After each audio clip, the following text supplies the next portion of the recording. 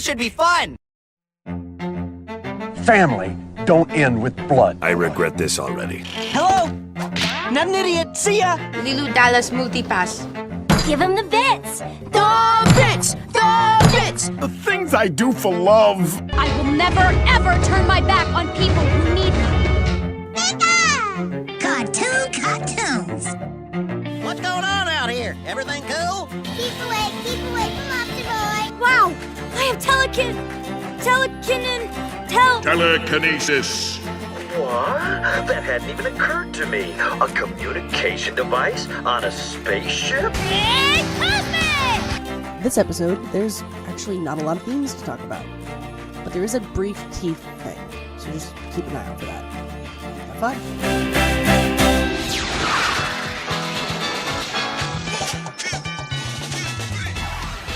Hello, everyone. Hello. Welcome back. Why should I watch that? Why should I watch that? Why did I feel like my voice sounded really weird? It didn't. It sounded... Well, now it did. You made it do that. What was... Okay, I'm back to normal. Okay. Hi. Who are you? Myra. Oh, wait. No. A show... Welcome back to Why Should I Watch That? A show where we watch some stuff and then tell you about it and whether or not it was worth the watch and also if it was good or not. And we do that for you, our dear listeners. Definitely not for us. Definitely not to force our friends to watch some cool stuff that we found that they didn't believe you on when they first saw it. Who are we? Myra. Leonardo DiCaprio. What? Stuffy. Scruffy. The janitor. Oh, Scruffy. No, I I'm love Scruffy. I'm Jay, and I'm congested today. I'm sorry about my voice. It's not going to get better. There's no fixing it. It's also not COVID. I promise. What are we watching this week? Kid Cosmic. And the local heroes. And the local Wait, I thought they... No. Didn't they... Oh, no, that is the new name. They get there. Yeah. I was thinking, wasn't it like Super Sidekicks? It was. And no, I was like, wait It a was minute, for a that hot was second. wrong. But yeah, Kid Cosmic, which... I wish my nose wasn't stuffy because I totally would have said my name was Kid Cosmic at the beginning. It should be. It would be. It would be cool. Anyway. I'm Joe. Go ahead. I'm stuck, Chuck. I'm Kid Cosmic! Sorry. What was with the his? It was a laugh, but okay. No. It was a... See? I'm sorry, I came pre-programmed with sarcasm and sass, but It's not something we're complaining about. It's just further proof. Every time you do it now, I'm just going to be like, see? More proof. I can't remember, so I'll This is point it why out. you're a Slytherin. Is that why she's a Slytherin? Oh no, I she's got thought other it- I reasons, mean, but I'm I've- not gonna go there. Your intelligence helps. Yeah. Cause I don't know why, but everybody just thinks that Ravenclaws are smart. They're assholes. No, I know. I'm an asshole. I can be an asshole. I'm a bitch sometimes. I'm fun. Do it.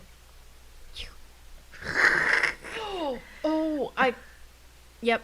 So yeah, that's off topic. We won't talk about That's that. an off-topic question. You have been stopped. First impressions. Oh my god, first impressions. Okay, I'm gonna go first because I love the show. I was scrolling around on Netflix a while ago, and I was debating whether or not to continue rewatching Code Lyoko or just do something else. And I went, fuck it, I'll watch one more episode of Code Lyoko, and then I'll do something else. And the foreheads were getting to me. I'm sorry. God, I the forgot about the foreheads are foreheads. bad. And I was like, what else is on the trending page? Because I kind of want to do something new, but, like, I don't know what. And before I started the episode of Code Lyoko, I saw the preview for Kid Cosmic, and I was like, wow, it looks kind of cute. I don't know if I like it, though, because the preview that Netflix showed was, like, just Joe in the diner showing off the pictures, and then Kid came up and was like, hi, I have rocks. And I was like, okay, cool rocks. Why do I care about your rocks and your wanderlust? I'm out. So I went and watched my one episode of Code Lyoko, and I was super bored, so I was like, fine, whatever. What's-her-name is already out of the digital world, and there was basically no threat aside from the weird coma, so whatever. I was like, fine, we're leaving. So I'm like, fine, I'll watch Kid Cosmic, show me what you got. And I proceeded to binge the entire fucking series. Shit was trending on Netflix, and it deserved to. I don't know if it is right now when you're watching this, but just know that it should be, so treat it as if it is. going into the show, it had the same vibe as like old Peanuts cartoons did. Not necessarily the same animation style. Craig McCracken flat out said that he styled it more off of Calvin and Hobbes. But for me, it reminded me a lot of Peanuts, just in a like different style but same kind of movements. Either way, the show felt nostalgic, even though I had never seen it before, and it was such a treat. Everything about that show, from start to finish, had me entertained and hooked, and I am so glad I never went back. Then I went and showed these two the preview, and they went through the same thing of like, that does not look interesting, but Okay. here we are, and I'm now leaving the floor open to the two that were wrong. So I See, the laugh is fun, isn't The it? laugh is very fun. I had a little bit of a harder time getting into it. It was a little bit of a slow start for me. Okay. No, you keep No, because I was like, okay, kid finds rocks, cool. I hope like him running around the desert isn't the entire show. No, because sometimes 5 episodes later, still in desert. still in desert, but like things are happening in the desert. Yeah. I just thought it was funny that you technically weren't wrong. Yeah. Yep. But I really do enjoy the animation style. It, like Jay said, it feels very nostalgic, very old school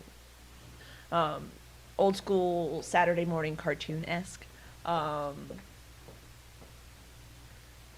I was like, oh, it's just like a cute, fun kid. It's a cute, fun kids show. And then it slaps you in the face with emotions. Like any good kids TV show. So, yeah, that's my first impressions. Burrito? You look like you're a rocker right now. You're literally wrapped up in like a giant blanket, and there you go. Goes around the world just la la la la.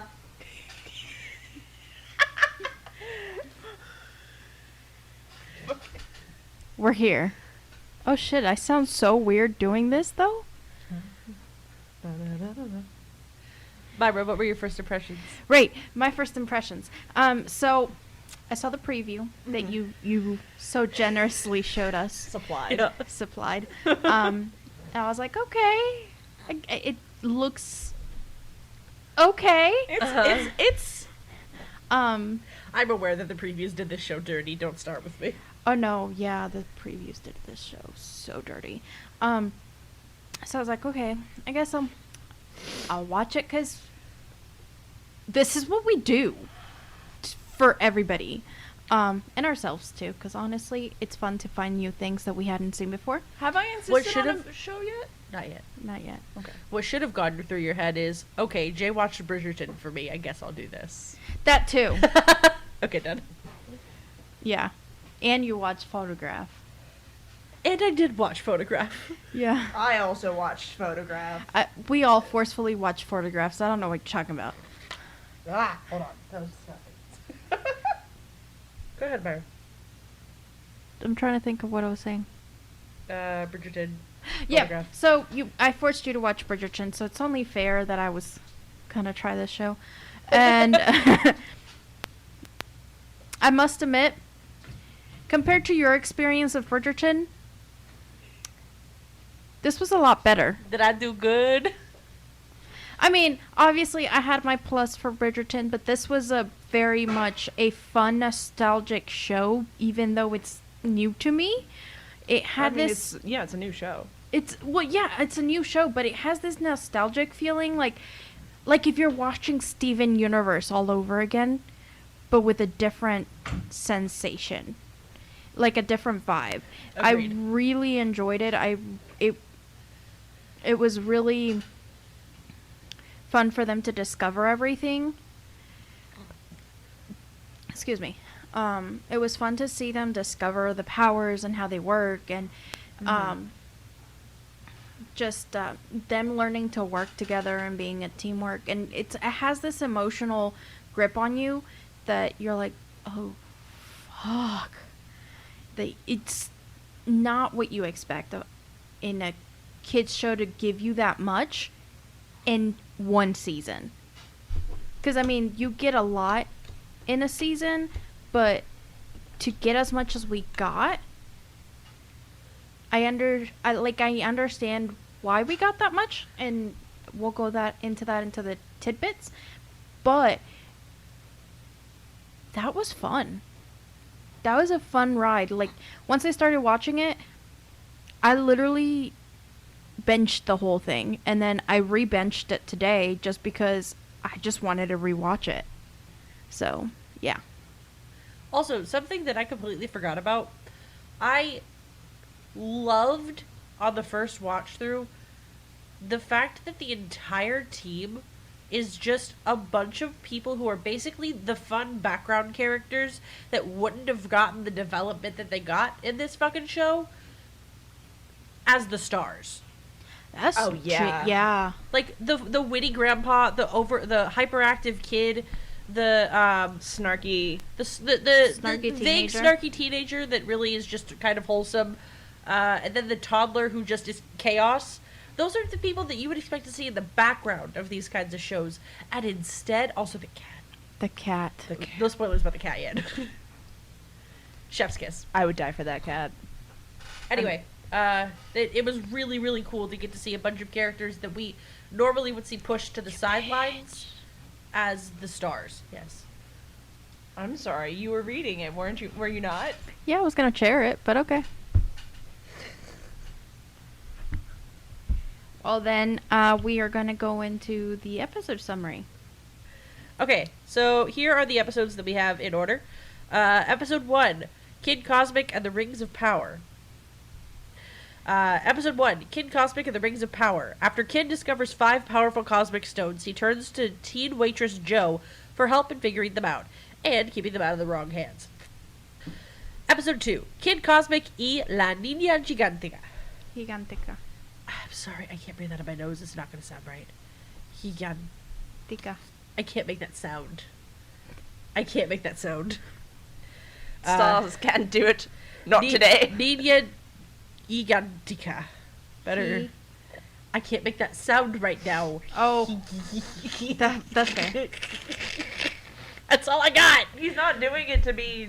I know. I know how to say it. I can't. Go ahead. Say it. La Niña Gigantica. Thank you. When 4-year-old Rosa transforms into a 40-foot giant after finding one of the rings, it's up to Kid and Joe to keep the destructive Tot out of trouble. Episode 3, Kid Cosmic and the Precognitive Cat. Sensing danger, newly superpowered cat Tuna Sandwich sets off on a quest to save Kid, whose attempt to lead a team mission goes all kinds of wrong. Episode 4, Kid Cosmic and the Local Heroes. As Kid and the self-proclaimed local heroes confront a wave of alien invaders, everyone starts to get the hang of their powers. Well, almost everyone. Kid Cosmic and the Big Win. Kid and the local heroes try to protect their family, friends, and favorite place to eat when a pack of demonic alien dogs invades the diner. Episode 6, Kid Cosmic and the Epic Fail. Pushed to the edge by Chuck's non-stop taunts, Kid decides to steal the other 4 rings and go it alone in a desert showdown with Chuck's great leader. Episode 7, Kid Cosmic and the Invaders from Earth. When the mysterious man in black and his army take over the town, Tuna Sandwich partners with a former foe in order to bring the team back together. Episode 8, Earth Force Enforcement Force. When an elite new squad of government-sponsored superheroes face down an alien threat, Kid begins to wonder if he's misjudged the entire situation. Episode 9, Kid Cosmic and the Bad Good Guys. Kid may be down, but he's definitely not out. With a wild plan in place, he and the local heroes suit up and race into danger to stop the alien battle. Episode 10, Kid Cosmic and the Day is Saved. Things aren't looking good for the team, but that won't stop Kid from trying to save the day as he finally learns what being a real hero is all about. Also, I did not realize how all over the place the episode times were. They range from 20 minutes. 18 minutes to 25 minutes. That's weird. Those are the episode summaries. Back to you, Sam. Cool. Thanks. So, Kid Cosmic is a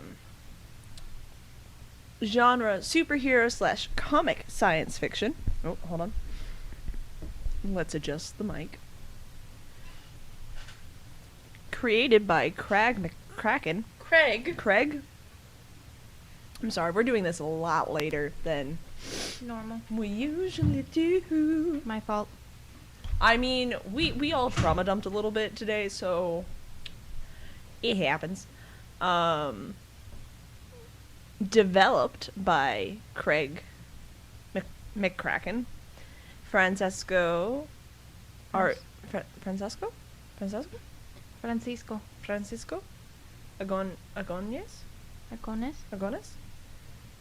and Lauren Faust. Written by Craig McCracken, Francesco Agones, Kevin Seska. That's not a Spanish one. Kevin Seca? Cia? Cia? Cicia? Cicia? Kevin Cicia. Amy Higgins. Rob Renzetti. Ben Joseph. Two first names. Tim McCohen. Keon? McKeon? Tim McKeon. And Todd Casey. Directed by Craig McCracken, Rob Renzetti, Benjamin Ballistri? Ballistri? Benjamin Ballistri. Dave Thomas. Voices: Jack Fisher, Amanda C. Miller, Lily Rose Silver, Tom Kenny, Fred Tatascore? Where? Tatascore. Fred Tatascore. Okay. Yeah. Fred Tatascore and Keith Ferguson. Composer Andy Bean. What a good name. Country of origin, the United States. Original language is English. Number of seasons, 1. Number of episodes, 10. Each episode ranges from about 18 minutes to 25 minutes. So, you know, it's an amount of time to consume. Yep. You're not wrong. You're not wrong. That was just quicker than normal. You gave up so much faster. Yeah. I was kind of impressed. Usually you're trying to do math and figure stuff out, and we're like, okay. I know, it's 11 p.m., so, like, here we are. Oh, yeah. Executive producers. I'll give you 10 guesses who. Craig McCracken. And Rob Renzetti and Melissa Cobb. Producer Dave Thomas. Animator Mercury Filmworks. Editors Nico Colalio and Jade Wade Edwards. It is a Netflix animation, but they also partnered with ACMCC Productions. It was released on February 2nd, 2021. Have they confirmed season 2, or is everyone just like, give me a season 2? They've confirmed season 2. Yeah. Literally, the end of season 1 says, look out for season 2. It's coming soon. Yeah. Okay. So, I didn't know if that was just like wishful thinking. No, they confirmed it. Okay, cool. Because in my opinion, we'll get into it, but in my opinion, I want to see where this funky little group of weirdos is going. Yeah, that's the general info. Budget. Didn't have a budget in the general. Yeah. So that is not general information Available at this current time. At this current time. But yeah, that's the general info. Myra, back to you in the studio. I don't know why I'm doing sound effects. I'm having a weird night. Yeah, That just happens fun after you trauma dump. Yep. Tidbits. Yes. It was. So it was highly inspired by. I knew this already because we talked about it. Dennis the Menace and the Adventures of Tintin. Tintin? Yeah. It actually makes sense for Dennis the Menace because. Oh, for sure. The kid is seriously Dennis. Yeah, Dennis is just a kid with ADD whose parents don't know how to helpfully. His parents don't know what to do. Yeah, they don't know how to constructively help a child who is neurodivergent. Refresh the page. And another little tidbit more in the show. Sorry. Were you seriously refreshing the wiki page? He said refresh the Done. page. Fixed it. So, yeah. What was I? Oh, tidbits. So, yeah, it was inspired by Dennis the Menace and the Adventures of Tintin. Ooh. These little burps. That one was a ride. It was a ride for me, too. Another fun little tidbit is if you pay attention to the show, the characters are color-coded based on what powers they get. So Rosa's blue, Joe is purple, Papa G, yellow. I think the only one that's not really color-coded is Tuna Sandwich, because he's gray. He's just a cat. He's just a cat. So, but I mean... Until he gets his superhero costume. Yeah, until he gets his superhero costume, and then he's color-coded to be red. And, of course, you have the kid, which I don't think we established that he has an actual frickin' name. I have the Wikipedia right here in the sidebar. What's his name? Tuna Sandwich, the cat? No. No, his name is Kid. His name Straight is Kid. up We went Kid. over this. Okay. Myra was convinced that he had like a name as opposed to Kid. I wanted him to have a real name, but okay. He honestly might. We just haven't unlocked that level of friendship yet. I'm sorry, my tragic backstory is unlocked at friendship level 4. Okay. Yeah. Fair. So, the kid, yeah, It's just Kid. he has green sleeves, but he also has, yes, he has green sleeves. Don't get me started. They're yellow. They're green. They are green. I have your history right here in the sidebar. What? They're yellow. They are yellow, but I will give you this, in some of the shading, they are a very light lime green. But they are yellow. They're right there. I don't want to be this bitch, but they're right there. They're right here. That's yellow. You can squint at it all you want, but it's yellow. See, you have a green right here. You know, but I will not accept this. Art. It's the promotional poster. The reason I'm not gonna accept it is I'm taking it from the show. It's a clip from the show. They show that image in the... Google it. The It's reason too I'm late. doing that is because he has green sleeves, but he has every other color involved in his costume or in his everyday thing. And that picture does not show his blue shoes or his purple soles. She's That's right. It is yellow. a light green. It's green. It is a very light green. It's green. Very light lime green. Stop trying to make it yellow! I didn't. I'm just... It's still greenish. Because the only time he has a yellowish shirt is that one instance. Go ahead. Back But on he topic. has green sleeves. Going back. Of course, he's the only one that also has all the other colors within his outfit, his everyday outfit. He has red, he has yellow, he has purple, and he has blue. And of course, white. She's not letting it go, is she? Sam. You're opening the same picture again. It's different because I scrolled down more. Again, they were all color coded. Yes. You also have that preview in the first episode that's going to sort of give you the setup for the tragic backstory for Kid.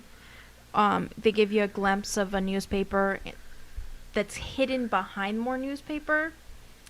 And I think they also give you that glimpse of the foreshadowing of what's his face? Papa G. No. Stuck Chuck. Becoming a good guy. Just because you have these couple instances where he's like, I could maybe, I don't know, I'm bored, I might help you, but I'm...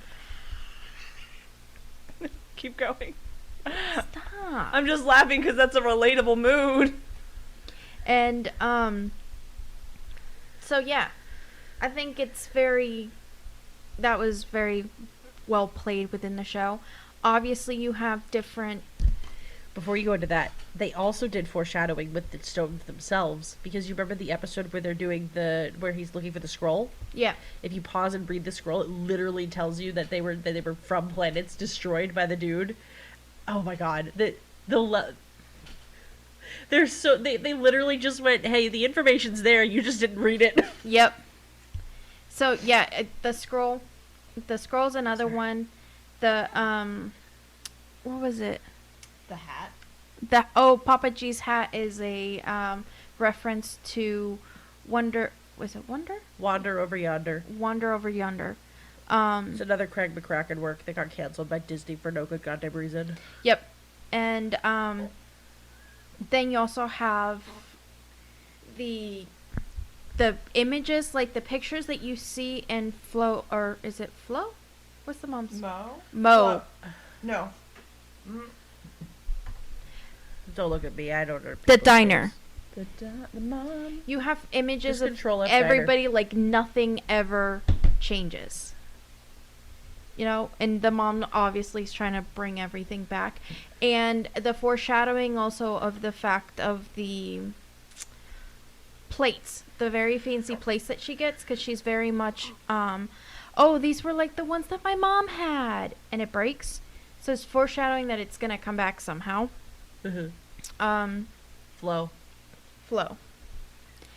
Also, obviously, you get different instances when you have those random flashes of telling the future, but it's how he connects everything. How Kid connects everything. Obviously, you have different flashes, like the episode where you have Moe's Diner as the primary focus. Mm-hmm. You have pictures and backstories without really telling you backstories of Joe and Papa G, because Papa G's been there for a long We're gonna get into that shit. Oh, I'm so excited. And it's also the way that when Kid goes around showing the rocks to everybody, it sort of foreshadows that the man in black is going to be a bad guy somehow. When he shows him, he goes, "These rocks are amazing," and he takes special interest when it's just a random kid. I don't know if he kind of just goes, "Oh." Exactly. When he has a stone face and all of a sudden he goes, "Oh?" Like, that's fair. If it was no big deal, he wouldn't go, "Oh." He would be like, "Oh, it's just a fucking kid, just ignore him." But no, he goes, "Oh, rocks? Let me drink my coffee." Oh, lesbian space rocks? Wrong show, sorry. Yep. What? So, that's another foreshadowing. It's a very deep and long foreshadowing. Yeah. Also, the fact that Stuck Chuck gets stuck in the freaking, what's it called? Trailer by being cut in half. But he's still technically put together until, like, the next episode when he's actually cut in half. Yeah. Is like The universe just said, I'm sorry, dude, you can't have legs. Yeah. So. And then, also... I have one if you're trying to think of one. I knew one, and I can't think of it. Go for it. Rosa is actually based on Craig McCracken's daughter. Oh, I did not know that. Uh-huh. That's sweet. Yeah, he based a lot of her personality and behavior on his daughter because he's a similar age. She's a similar age. Oh, that's cute. Oh, I know the other one. The freaking Earth Force or Earth Protection Force or whatever the fuck they're called. Earth Force Protection Force. Yes. They are like your normal basic Power Rangers or Transformer team or G.I. Joe's. Power Ranger. Yeah, Power Ranger. That's Voltron. Voltron. So obviously you have that representation of what a typical superhero, air quotes here, would look like. Basically Craig McCracken, but I could have given you this. Would you prefer this? No. No. The answer is no. And then the aliens that come in, before you actually start noticing what their powers are, just their physicality, you can tell what their powers are, because obviously the telekinesis, the big brain. The giant person, you have the little fuzzy ball. The octopus, anybody heard of D&D and the Yeah. It's not the god. What's the fucking name? I don't know it. It's not Cthulhu. What's the thing? The tentacle things that suck your brain. Oh, Chuck. Well, Chuck looks Beholder? like a mind flayer. That's what I meant. There you go. Chuck looks like a mind flayer. But there's it. I can't think of the octopus thing. I don't know the See, There's a reason that you can tell it's teleportation, and I can't. I know what I'm thinking of.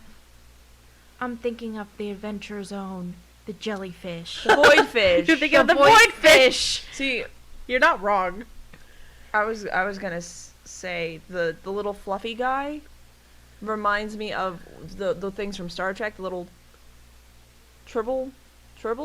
Is that what they're called? Dude, I only watch enough Star Trek to know what the fuck is Star Trek. Yeah. Hold on. Also, if you watch that episode and pay close attention to what they're saying, almost all of the species that land to get the stones only say stone. Yeah. A couple of them start to say stones, but once they realize what's going on with all the other aliens, they switch back to just stone. Mm-hmm. I feel like some of them were like, I'm gonna get mine back, but then also if I have the others, what's the difference? But by the end of that episode, they're all saying, give me the stone of power. You have the guy who multiplies. And of course the freaking robot would be the one to tell the future.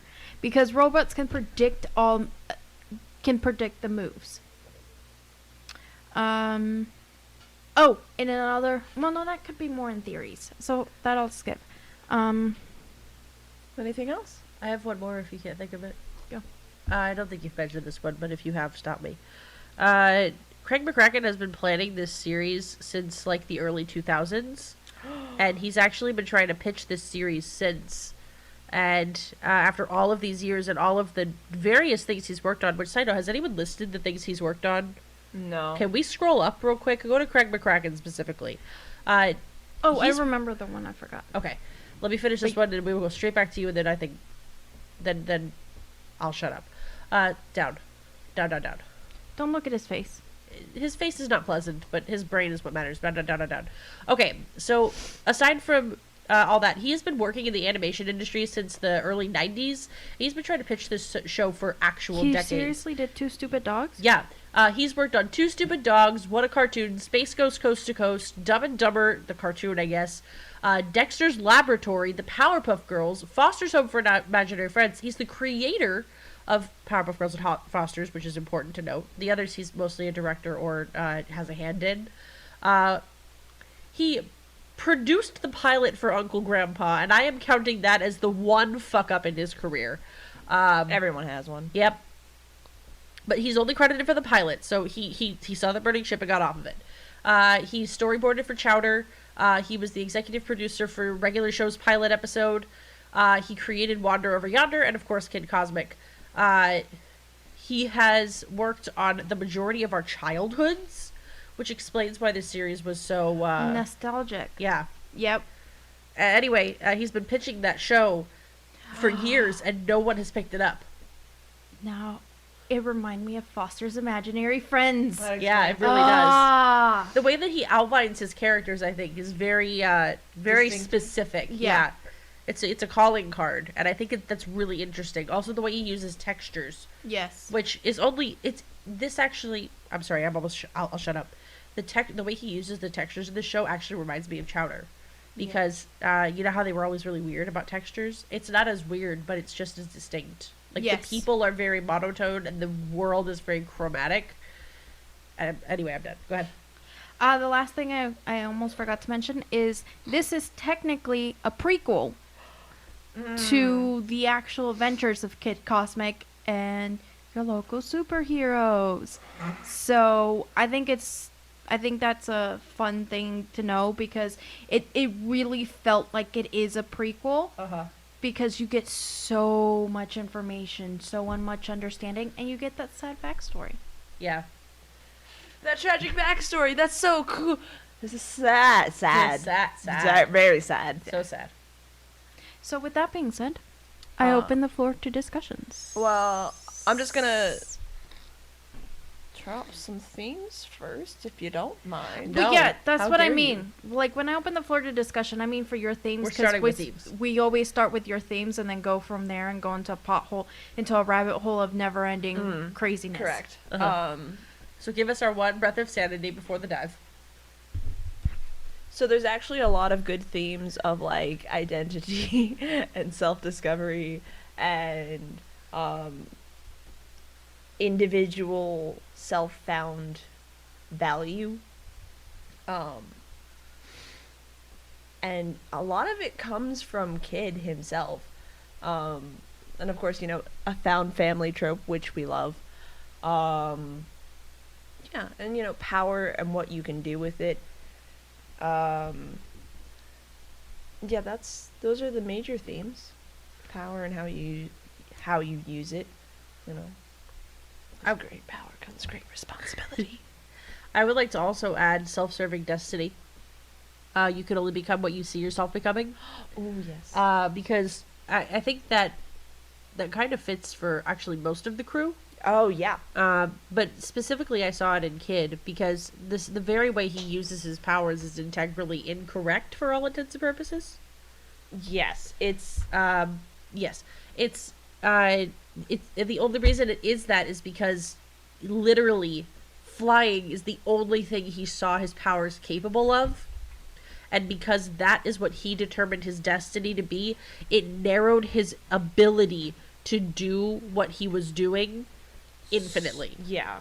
I think that was really a really interesting way to kind of come about it.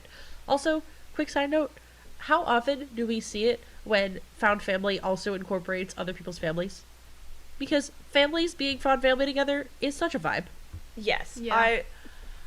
I'm really glad that a lot of media is moving away from the whole you find a family because your own family is toxic, which is it's valid. It's a valid story to tell. It's, you know, a shared experience that a lot of our generation has, I feel. Especially the subsect that 2/3 of us are super in. Yeah. But I think it's important to note that found family can also, you know, Include your actual family. Include your actual family, which is refreshing to see. Yeah. No, I agree with you. I found it interesting because it definitely put it in that light of it's found family at the beginning. And then it really turned into it's not just us who are family, it's everybody who's on this diner.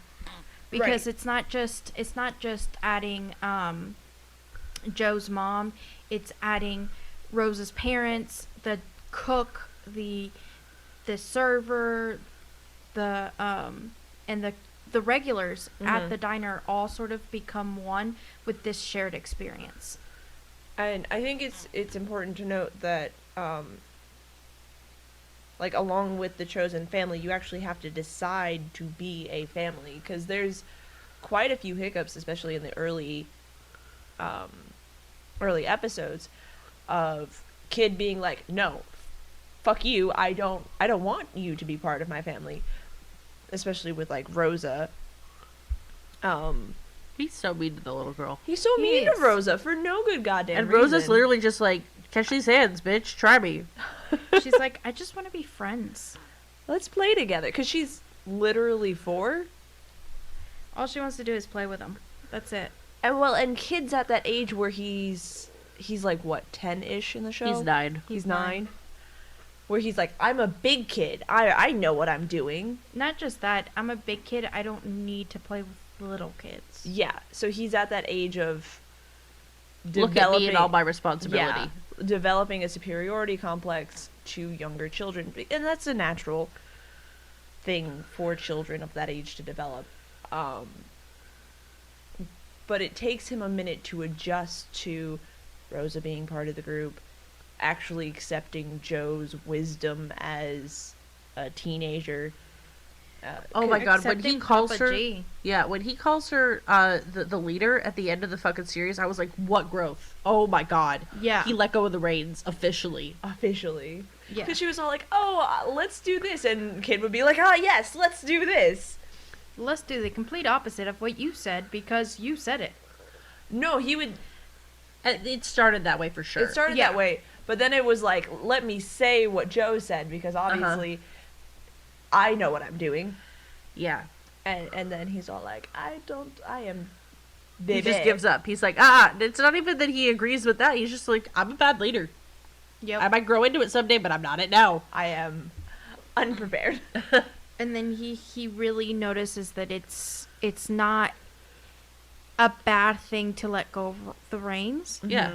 He realizes that he can't do everything by himself. God, I love his character development so much, because there's this moment where I'm gonna jump ahead a little bit. There's this moment towards the end of the series where he's having a really hard time of it. He sees Rosa getting all these wins because she's just a little adorable rage monster that we all love, and she's really good at Being a rage monster? destruction. She's really good at destruction in like the cutest, most benign way possible. Some of those times she looked terrifying. Oh, I would die for Rosa. Absolutely. Oh, she has this face that's like, bitch, try me. Literally, she flips from like, oh, well, look at me, I'm Baby, to, I wonder how hard it could hit you for your organs to come out. And it's like this minute switch in the animation style where her smile goes from cute to sinister and there's no in between. She has no chill. She knows what she's doing. She knows what she's doing, and she's very competent for a 4-year-old. She's very competent, period. I'm gonna go ahead and clarify, like... No, I would be willing to preface with a 4-year-old, because you think about children, and we kind of put them into this like category of ooh, like small child can't do shit, and for the majority of kids, especially in like the world, I don't know why I said it that way. For the majority of kids, that's kind of what they're forced to be, because we don't give them the room to grow with it. Yeah. But the second you give kids room to grow and explore random parts of themselves that they may find like interesting, that's how you get MasterChef Junior. Yeah. That's how you get those kids on the internet who like. There's a kid who's like I think he was like 3, and his dad taught him how to fully operate a espresso machine, and also steam milk, and also make latte art.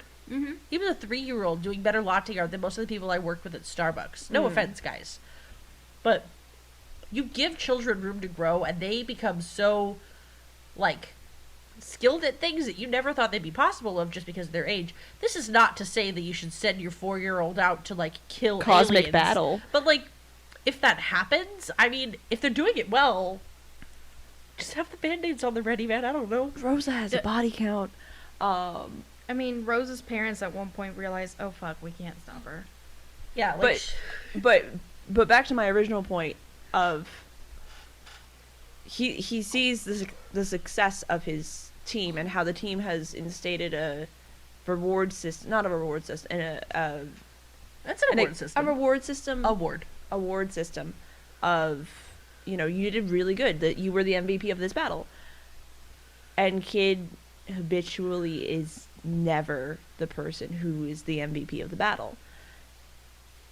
And it fucks with him. And then he eventually has this deterioration of, this is the one thing I've always wanted to be since I was little.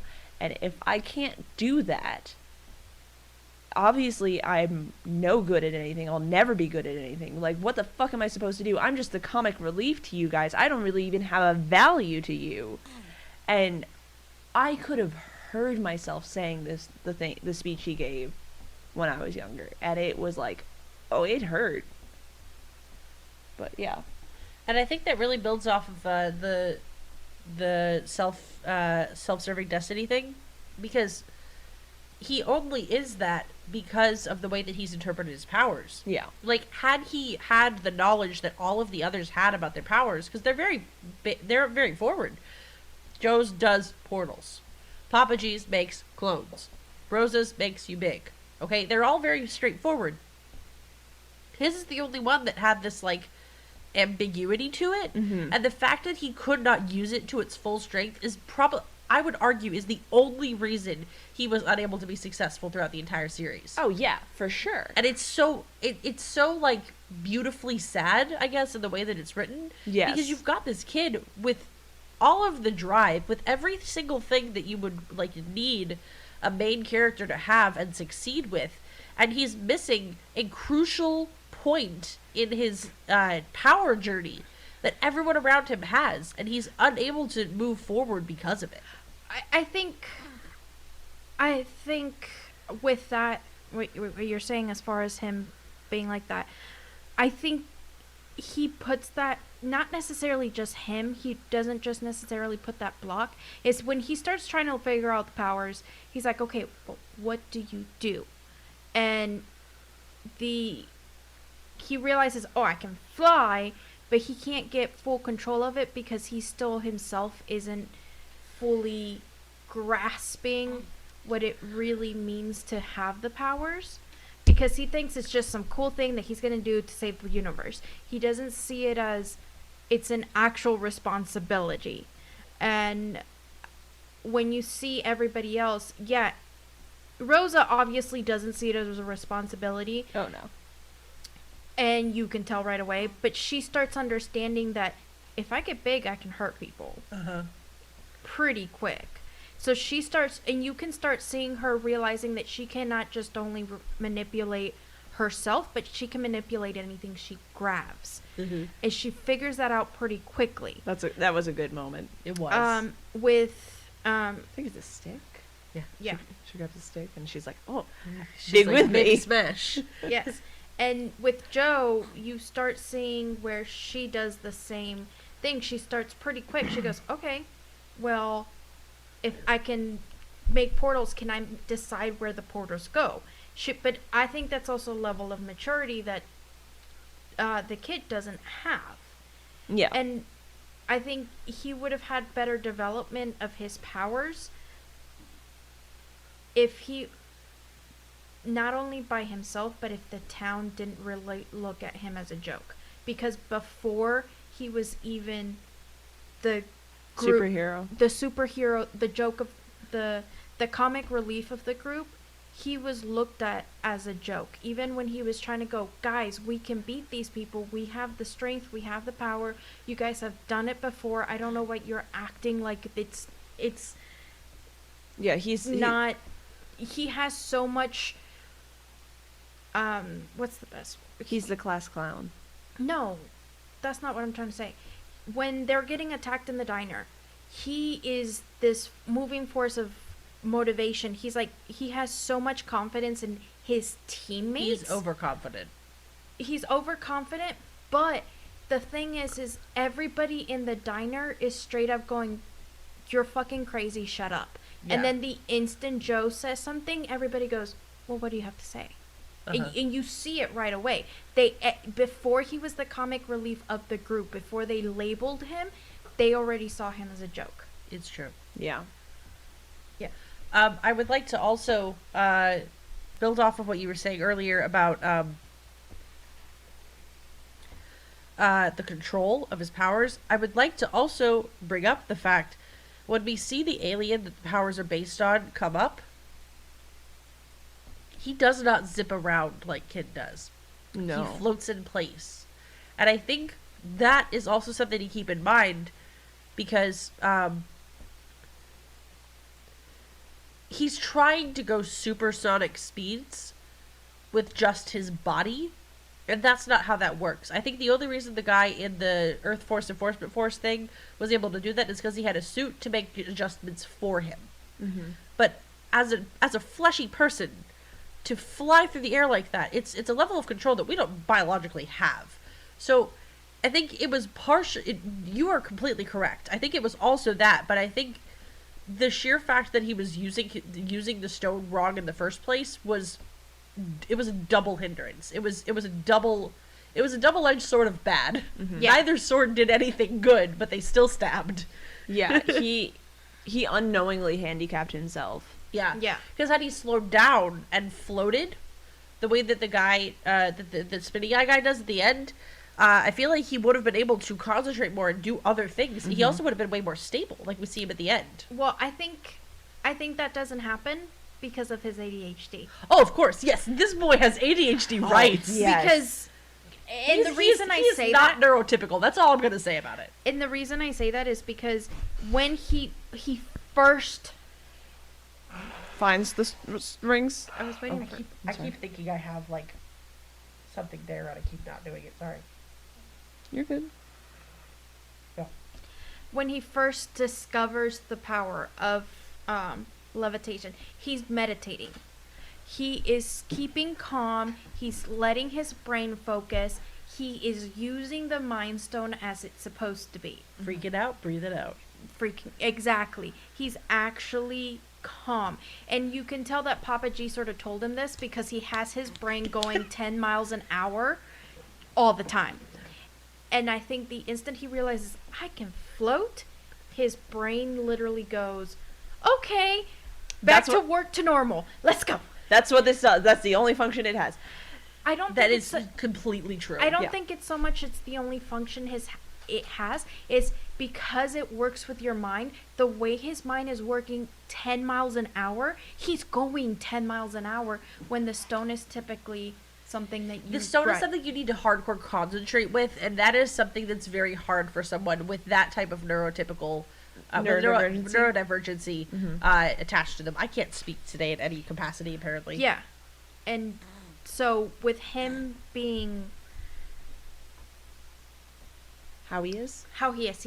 That ADHD. Yeah. The my mind's going so fast I can barely keep up. Yeah. He can barely keep up. And then he also has that pent-up energy that he can't release. The instant that he realizes he can float, he loses... Flirt. No, I don't want float. that. How you doing? He loses control. But Do you think Rosa will accept my ring? Stop. He loses control, and he... Instead of going, maybe I should try to... breathe it out, freak it out, he goes, this is awesome. And that's where he loses the capacity to rethink if there's more to this. Oh, yeah. And that's when he puts that handicap he unconsciously puts the handicap on himself. Yeah, that's what I meant, is like he figured out one thing that this thing could do and like didn't bother to explore. That's the one thing that this is so cool. Why would I bother looking for other functionalities? It's like a multi-purpose tool. But also, I would love to talk about Papa G for... Wait. Oh, can I add one more thing to Kid Cosmic, please? Oh, okay. Yeah. Before we go on, to add on to his neurodiversity, that boy has a hyper-focus and it's comic books. Oh yeah. Oh God, yeah. That's an escapism coping mechanism right there. He has a hyper focus, and it is all of those comic books, and he has so many rights. I'm done. But Papa G, such a good parental figure. Okay, he has provided Kid Cosmic with good coping mechanisms. I'm sorry, I took this over here. Pick up yours. He has provided Kid Cosmic with excellent coping mechanisms. He has acknowledged that he is having emotional difficulties and realizes that when he gets overloaded for whatever reason, giving him a mantra and a breathing pattern to do helps calm him down and helps refocus him. And then later in the show, when Kid's really down in the dumps again, Papa G goes, I'm sorry, Kid. I wish, I know you're hurting right now, and I wish I could do something to help you. I just don't know what would help you in this moment. And I love seeing that from a parental figure. And you're gritting your teeth, but like, I don't know. Papa G has rights. Go ahead. I have one point to make to build on this. You know who he reminds me of? Greg Universe. If every pork chop were perfect, we wouldn't have hot dogs. It's okay, kid. Do whatever you need to do. I love you and respect you, and I'm going to be your best friend as best as I can, and I'm just going to let you do the good things that you deserve to do that you think will help you feel better. And if it means going to space to fight evil alien space rocks, if that's what it has to be, then go ahead. I know that you're a literal child, but what harm could it do to you? Oh, yeah, okay. What harm could it do? My parents were super constricting, and honestly, that just made everything worse for me. So I'm just gonna be as open and as valid as possible for you. At least he had a bed. I'll give you that. He had a bed. Yeah, he had his own, He had his own bed. I will give you that. That is my point. I'm sorry. I really... No, go ahead. Oh, I'm sorry. Oh, go ahead. No, I thought Myra was putting it down because, I don't know. I was just putting it down because I was gonna talk, but...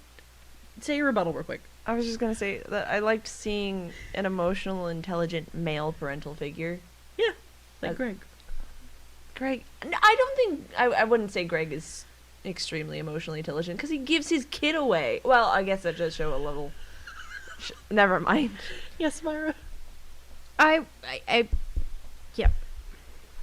I would say Papa G does has rights, but I don't think you're giving him the rights for the right reason. 'Cause, yeah, you're right. He does teach him to calm down. He realizes he has crisis. But he also doesn't really, as a parental figure, he feels more like a friend than a parental figure.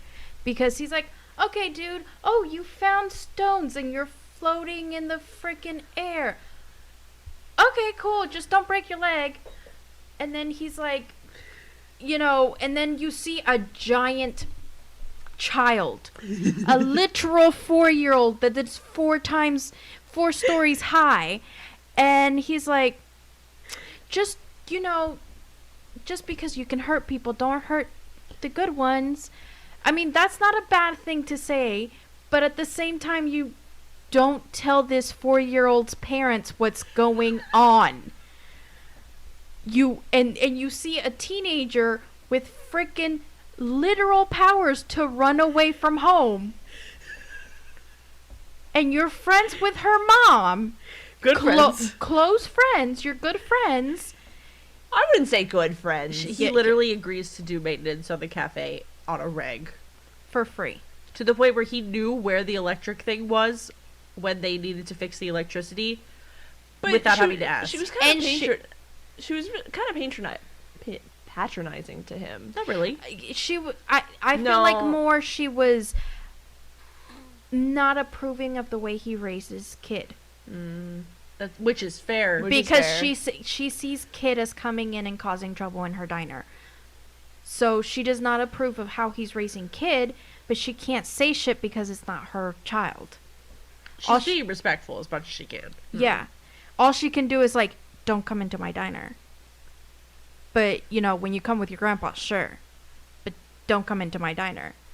And he has rights as a person because he very much, you're right, he does give good advice.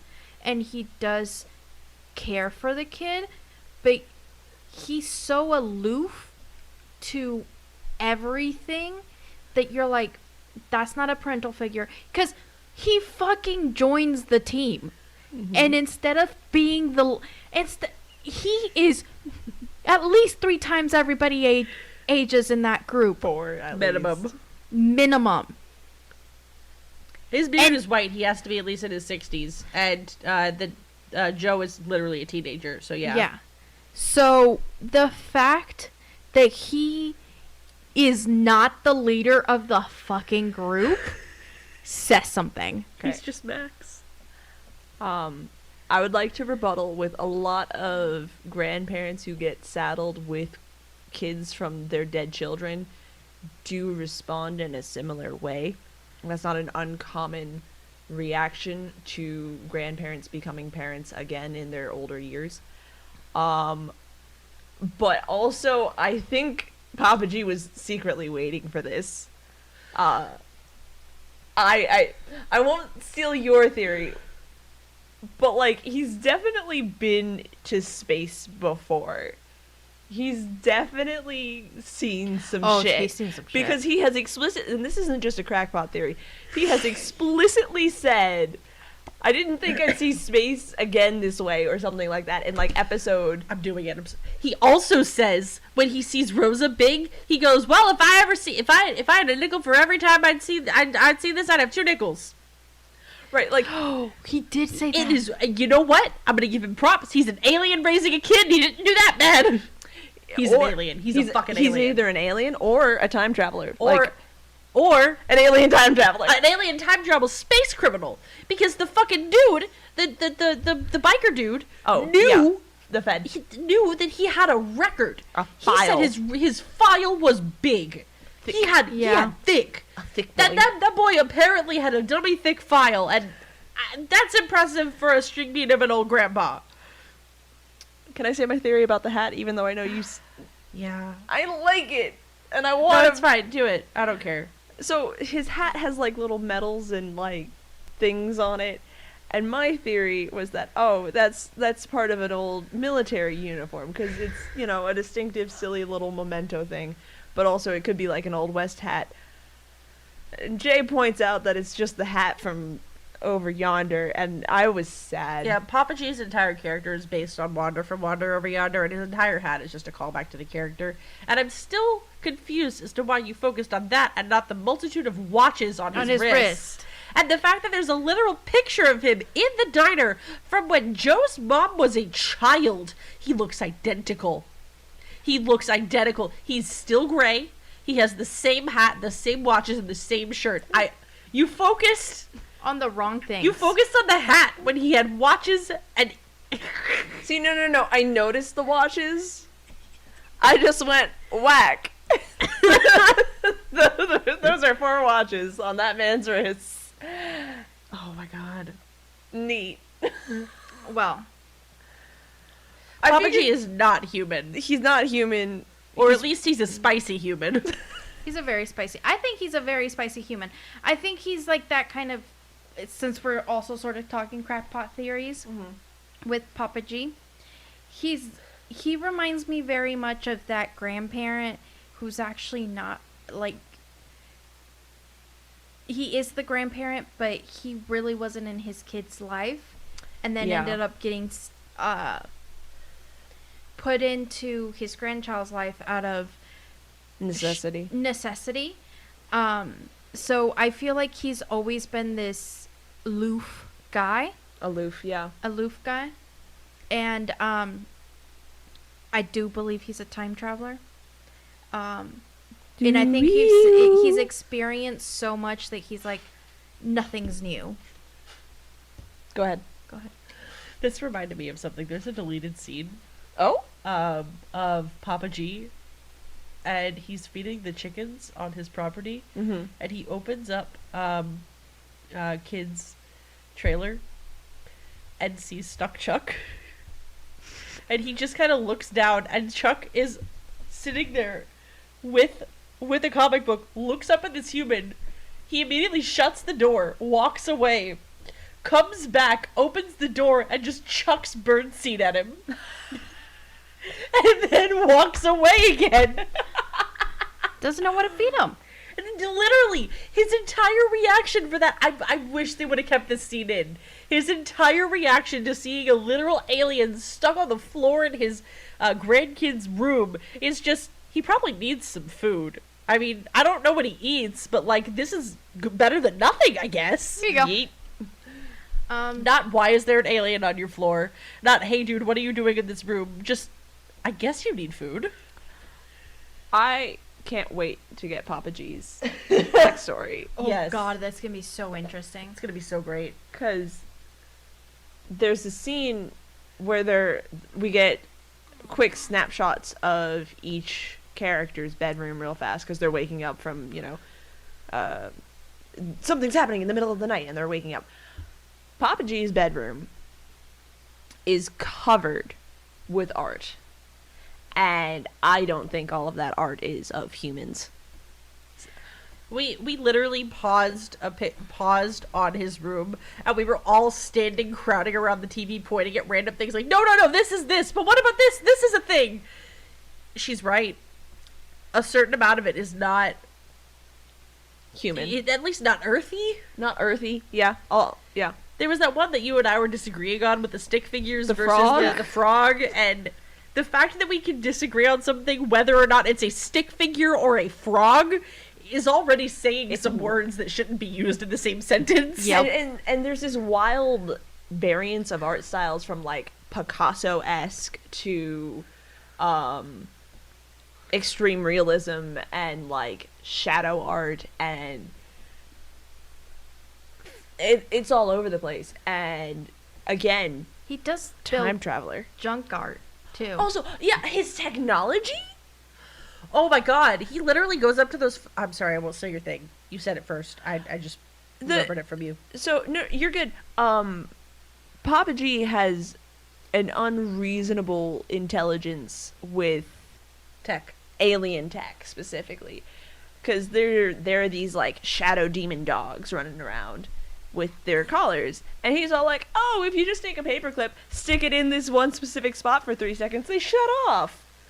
And, like... Which is already wild. How did you figure that out? Yeah, first of all, how? And second of all, he's all like, oh, yeah, I could probably build, some countermeasures for these alien invasions with this scrap from this, alien ship. Do. And no one questions it. Joe Also, he reprograms one of the dogs. He reprograms one of the dogs. Like, Did they keep that reprogrammed dog? I hope so. I can't remember. It literally was the last episode. I don't think they ever went into it, but they better have. He's such a good boy. Good girl. Exactly. They made such a point. They made such a point. They did. Oh my god. What the fuck is up with Papa G? I mean, A lot. a lot. He probably also did some acid. That is... Oh, that He man was is on drugs. some drugs. He has done some shit. He has, My theory is that dude from the fucking agency from the FBI or whatever was literally put in their little town to watch over Papa G until the Stones showed up, and then they were like, okay, so now your thing is the Stones, but like also that old man, he's gonna do something with the rocks. Hella sus. Yeah. I think I think that's also what made him go, oh, because he knew that Kid is Papa G's grandkid. Uh-huh. Maybe that's why he didn't assume the leadership role. He didn't want to bring more undue attention to Kid and the rest of the squad. Okay. That's a working theory, perhaps. I too have a working theory about this. Go ahead. I think he's a space criminal. And let me elaborate. Okay? You've mentioned, yes. I know, but let me elaborate, because I have not elaborated. Please do. Okay, so yes, we've already gone over his various reactions based on, the stuff. He also has a subtle unwillingness to participate in the plan. And let me elaborate this. Which plan? Yes. Okay. They go... the first one that I can think of for this is they go to find the spaceship, and he's literally holding the black box for the ship, not saying a goddamn word. That's right. He knows. He actively is like, maybe we can just get away with not doing this plan. He collected the scrap. He knew it was there. He put it on the fucking thing. The next one I can actively remember, when they're going to the final fight, he does this thing, and he tries to play it off as this, like, oh, I was just trying to be funny, but, like, he stops at his little farm, and he does this, like, storm out of the truck thing, and he goes back into the house to get this chest. I have a feeling that he was actually stalling to see if everyone would just give up, if the one of them who could, like, if Joe gave up. If Joe gave up, the others would follow suit, and they would all go home, and this would all be over. But he waited them out, and they didn't give up. So he came out with the chest. And those are the only two I can think of right now, but I had more while watching it. He always subtle... Also, when they're fighting the devil dogs, whatever they call them, the demon dogs, he boarded up the door. He boarded up the door, trying to force them to be like, oh, well, guess we're going to have to give up the rings. He didn't say that, but that was the vibe that it gave me on the third watch through. Like, the more you watch the show, the more you realize how much he's ever so slightly undermining the mission in the most subtle ways. That he's basically trying to be like, don't do this. Hey, we should probably... Oop, nope, we're doing it. Hey, we should probably... Oop, nope, we're doing it. Like, every time. Oh, that's right, because during the training, there's a scene where kids like, we should be trained to be good heroes. Do. And everyone kind of looks to Papa G because Joe still doesn't have that found confidence yet. We can talk about Joe in a second. Yes. We need to. We will. And Papa G just kind of goes, I'm just gonna be goofy over here, and we'll not train. Well, no, he was like, I don't have the core strength for this, which is bullshit, because he literally does shit a couple of episodes later that involves core stuff. He digs a whole grave for a massive alien. That takes some core strength. And he carries it. Yeah.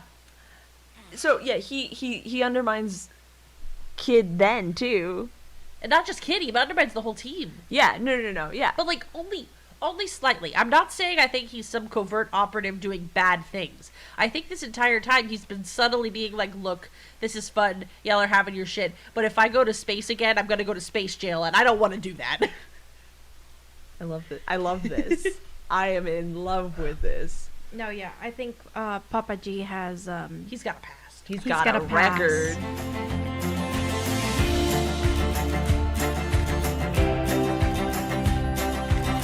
Hey guys, welcome back to the mid-roll. We haven't done this in a couple of episodes, I don't think. We've been having a little bit of trouble posting to the socials. Sam's had a bit of a rough time at work, and I haven't really had time to help out. So, we're trying to balance everything. But Sam did get one hint up for this week, and we actually had a guess, and I'm so happy. Shout out to @JMan on Twitter. He guessed a picture that we posted, the hamburger guy from Popeye, which would have been great. And I'm honestly a little disappointed we didn't do it. But unfortunately, it was incorrect. But you're the first guest we've had in like a month, so I'm giving you props. So thank you to @JMan. Check him out if you want to, do that. I don't know. He actually does a stream on Twitch where he is doing a 24-hour charity for, I think it's called Extra Life, where he donates a bunch of money to a kids' hospital. So if that sounds like something up your alley, go check him out. I think it starts either today or tonight. Either way, do it. It's going to be worth it. And his handle's @JMan on Twitch. But yeah, so, I missed you guys. Hope you're having a good day. Hope you're having a good week. Keep an eye out for the next episode. It is coming out on the same day, Saturday. If you're liking our little things where we do the Rotten Tomatoes, let us know. This week's will be coming out on Wednesday as usual. And yeah, if you have any recommendations for us, be sure to email us or tweet at us or whatever you like so that we can add it to the list. And we give preferential treatment to any recommendations that we get. So, all right. Thank you so much. And enjoy the rest of Kid Cosmic and the local heroes.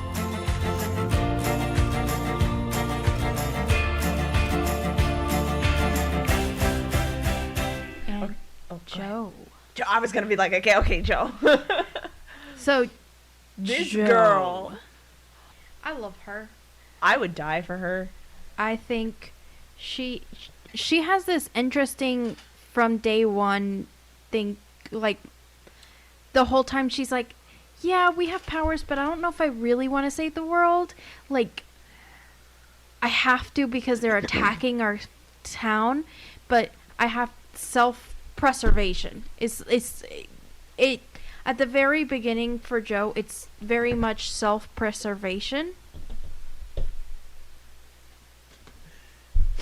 I'm sorry.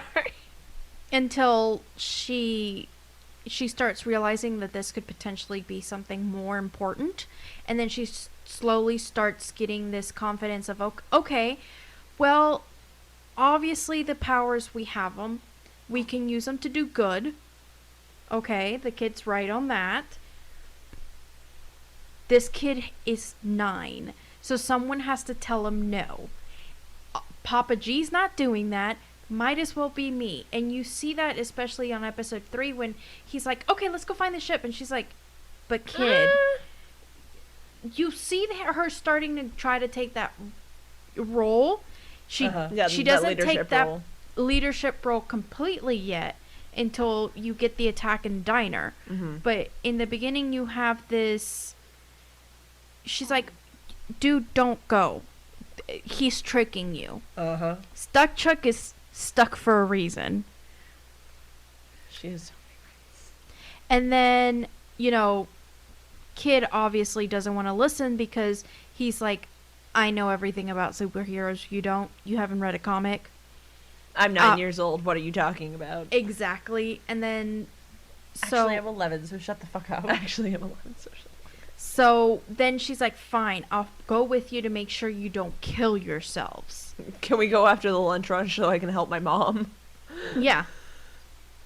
And so, you start seeing her growth, and then she gets this boost of confidence, especially when she sees her mom accepting what she's doing and accepting that she's not in big trouble, like doing something bad. Mm-hmm. And she starts taking more of that leadership role, and then you see her do a complete 360 when 180. 360 would be completely around facing the same direction. Oh, a 180. Sorry. You're good. A complete 180 when she's in the diner trying to save Kid. She's like, where is he? What have you done with him? Is he in this place? Is he in that place? Like, dude. And then you also see it when Kid steals all the stones, and she's like, this is when we're supposed to apologize to you because we did you wrong. It wasn't just Papa G. We all did because we knew what was going on and we didn't tell you. And she was the first to defend Kid when the entire diner was seeing him as just a comedic relief. And she's like, no, he's not. He's a lot more than that. You see him as a joke, but he's not a joke. Mm-hmm. So she's the first one to really have a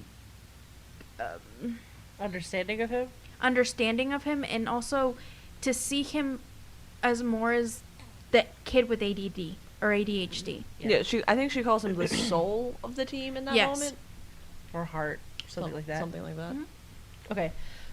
Something that I really liked about Joe is the second we get introduced to her as a character, it's not by anything supernatural or anything. It's her swiping through her phone about different go-to destinations. And I really, really like that they had that be the pinnacle for her, because it's an immediate signal of she wants change. Right now she thinks it's travel, but all she's really feeling is stir crazy. She's stuck in this small town with nothing to do, and all she wants to do is something different. It doesn't really, you find out later on, it doesn't really have to be travel. The more they do the superhero stuff, the more she embraces that. She was never super passionate about just traveling. She was passionate about changing her surroundings. And I'm really excited to see what she does in season 2, because now she's in outer fucking space. She is living the wanderlust dream. Oh, yeah. And I'm so happy for her. But I love how her development as a character was like, just this kind of like, not sad, but melancholic? No, it's like oppressed but lighter. Repressed? Held down? I can't think of the right word, but she's this teenager who's been held down by the constraints of her family. I don't think the vibe that we got from her and her mom is that she wasn't really given a choice to start working at the diner. She just started working at the diner the same way her mom did. It's a family business. She's obviously part of the family. That's just what you do.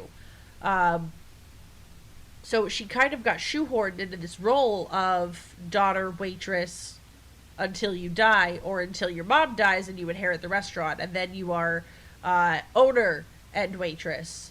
And it's literally the cycle of like small town America with a family that owns a business, and getting to see her be able to break free of that and do something that she actually has some sort of a passion for. I don't know if she necessarily has a passion for the powers the way that Kid does, or for the like saving the world thing, but she definitely has a passion for leadership. And whether that be as a babysitter or as working at the diner or whatever, she has a passion for leadership, and being able to embrace that and move forward and also get that change of scenery that she's really been wanting. Her character arc was not the feature of the story, but was so well done. Yes. I'm done. And I'm gonna bounce off of a little bit of what both of you guys said. I think part of the reason she's so reluctant to take on that leadership role within the group is she's a babysitter. There's this element of, I can take control of the moment, I can handle my shit, I've got this, but now it's time for someone else to take over. I'm just the temporary interim leader. She canonically babysits Rosa on a regular occasion. And we see that in like episode 2 when the team's teaching Rosa how to use her powers. And I'm willing to bet she babysat Kid when his parents were alive. If they lived in the same town. I don't know. We don't know if they did, but well, by the look of the picture of they were driving in the desert, right? But I'm going based on the picture that they showed of when the parents, if it was a recent picture, Kid was at least 6 or 7. So he's been with Papa G for a couple of years. So if Papa G needed a babysitter or he was doing something in the diner, Joe would have been stuck babysitting. Yeah. And I'm really far from the mic, so that was going to probably begin really low. And I'd be willing to agree, because whenever Kid is causing trouble in the diner, she makes it a point to try and help him out. Right. Almost like there used to be a connection there, but now there's a gap. Distance, yeah. But she still remembers that connection. Yeah.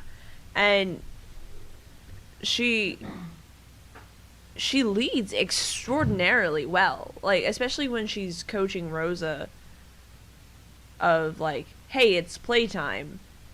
Rosa understands, oh, playtime is when we need to get big. And eventually Rosa, takes that on, and she gives herself a little superhero name. It's so cute. Completely on her own, too. Yeah, unprompted. She just screams Nina Yantiga as she fucking yeets herself into battle, and everyone just goes, yeah! You go! Giant small child. You go, you funky little toddler!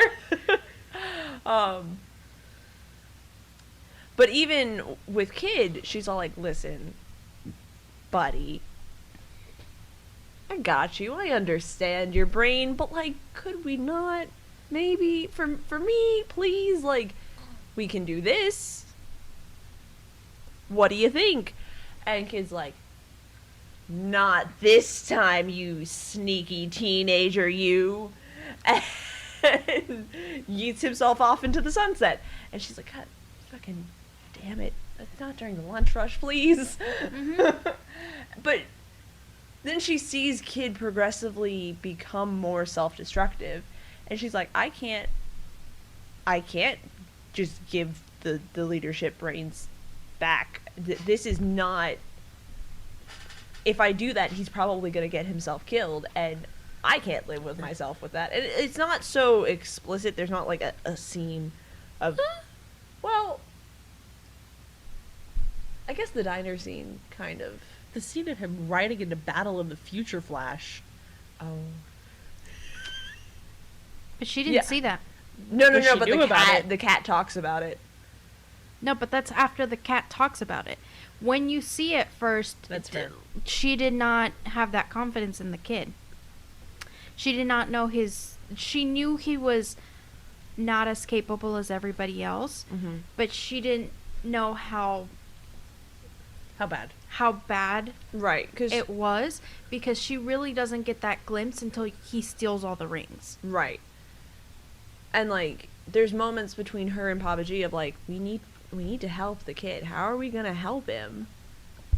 Because he's obviously struggling and he's hurting. But like, how do we do that? In that same vein, when she finally goes and when Papa G does the robot thing, the second she finds out about it, she's like, "That's not what I meant. That's not what I meant. Oh my God, that's not what I meant." Right. Like, Papa G has this like. This is why I think he's an alien, or at least someone who did not grow up around kids. He has this like mentality of kids where it's like, they do what they want, and then like whenever you need to give them a boost in confidence, you do that, and they're great, they're fine, they figure it out. And I feel like that's how he approached the whole situation with him. Whereas Jo, who's been around kids for what seems like the majority of her life, Yeah, she probably started babysitting when she was like 14-ish. Yeah. So, like, for her, she's like, "Ooh, buddy, there are repercussions," like, straight off the bat. Right off the bat, she's like, "That, Wrong call. Please don't do that. I wish you had talked to me before you went and did that. I wish you would have told me something. Yeah, because I would have told you no. He's probably like, "Well, I talked to the other G's, and we all thought it was a great idea." Yeah, of course. Yeah, no, you see, with Jo, I think you see this great, I would say growth. I guess growth. But you also see her reading and understanding Kid a lot quicker than other people do. She sees the pain that nobody sees. Oh, yeah. Right away. She picks up on it right away. Especially when she goes into his trailer and she's like, "You live here?" Oh, made you live like this? Yeah.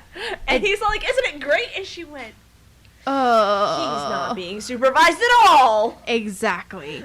And she's like, "Okay, well, that's not my place to..." And then she starts to realize, she notices the first thing she notices is not so much the comics, but the fact that he's hiding his parents' accident away. Yeah. And repression is real, folks. Also, side note, I sorry, real quick. I paused and read that whole thing, and it's real sad. Apparently, a bunch of people had already died on that stretch of road, and they were like one of like 7 in the past month that had crashed there and lost their lives. Oof. Damn. I thank God I didn't pause and read it. Once I figured out that Craig motherfucking McCracken was like putting the answers to things literally straight in front of us, I just started pausing and reading everything. You want to give me answers? Fine, I'm paying attention now. But yeah, so you right off the bat, you see Jo go, "Okay, pain. Let's just pretend the kid is right." And when he shows her the rings and she's like, "I saw him fly. Let's do this." And she starts listening to him on how to control her powers. And then when she starts figuring it out herself, you see her go, ooh, he's not getting the point that you have to chill. You can't move your brain at 10 miles an hour. So I need to... You mean 10,000 miles an hour? Yeah, 10,000 miles an hour. Really, that is... So she tries to rein him in because she knows that his brain is going. Yeah. It's not standing still. Yeah. And then you see her progressing slowly in that whole leadership role again. But you really see her understanding his pain and everything, especially when they're having that superhero moment where everybody's getting a medal and she's like, oh. Yeah. She's always the first one to provide Kid the kind of validation he needs. Not the, let's make you feel happy and ignore your problems kind of validation that Papa G tries to give him. But the, let's sit down and talk about this. What's going on with you, Kid? And that's so great to see. And it like, yes, she's supposed to be like 16, 17. But it kind of amplifies that maybe she had to take emotional care of her mom at some point too. Because, like, you don't just learn that from being a babysitter. It felt a little more deep-rooted than that. It could be learned from herself. It could be learned from herself, learned from working in a business at a young age. Yeah. Accompanied with being a babysitter all the time. Because, when you're like a kid, I don't necessarily have experience in this specifically, but I do have experience working as a young person. Mm-hmm. You're forced to learn how to manage people early, even if you're not a manager. Okay. So I think it could be that, but it also could be a combination of everything. And I only say that because her mom seems very chill, aside from the diner. Yeah, I was just like, watching my mom go through the death of her own mother, there is a certain amount of emotional support that you have to provide. Well, I think it's not just this emotional support. I think she connects with Kid in a different way because you never see or hear anything about her dad. That's true. And I did mention that thing in Kid's room said that multiple people had died on that stretch of road. Maybe her dad is one of the people who died. Mm-hmm. Maybe.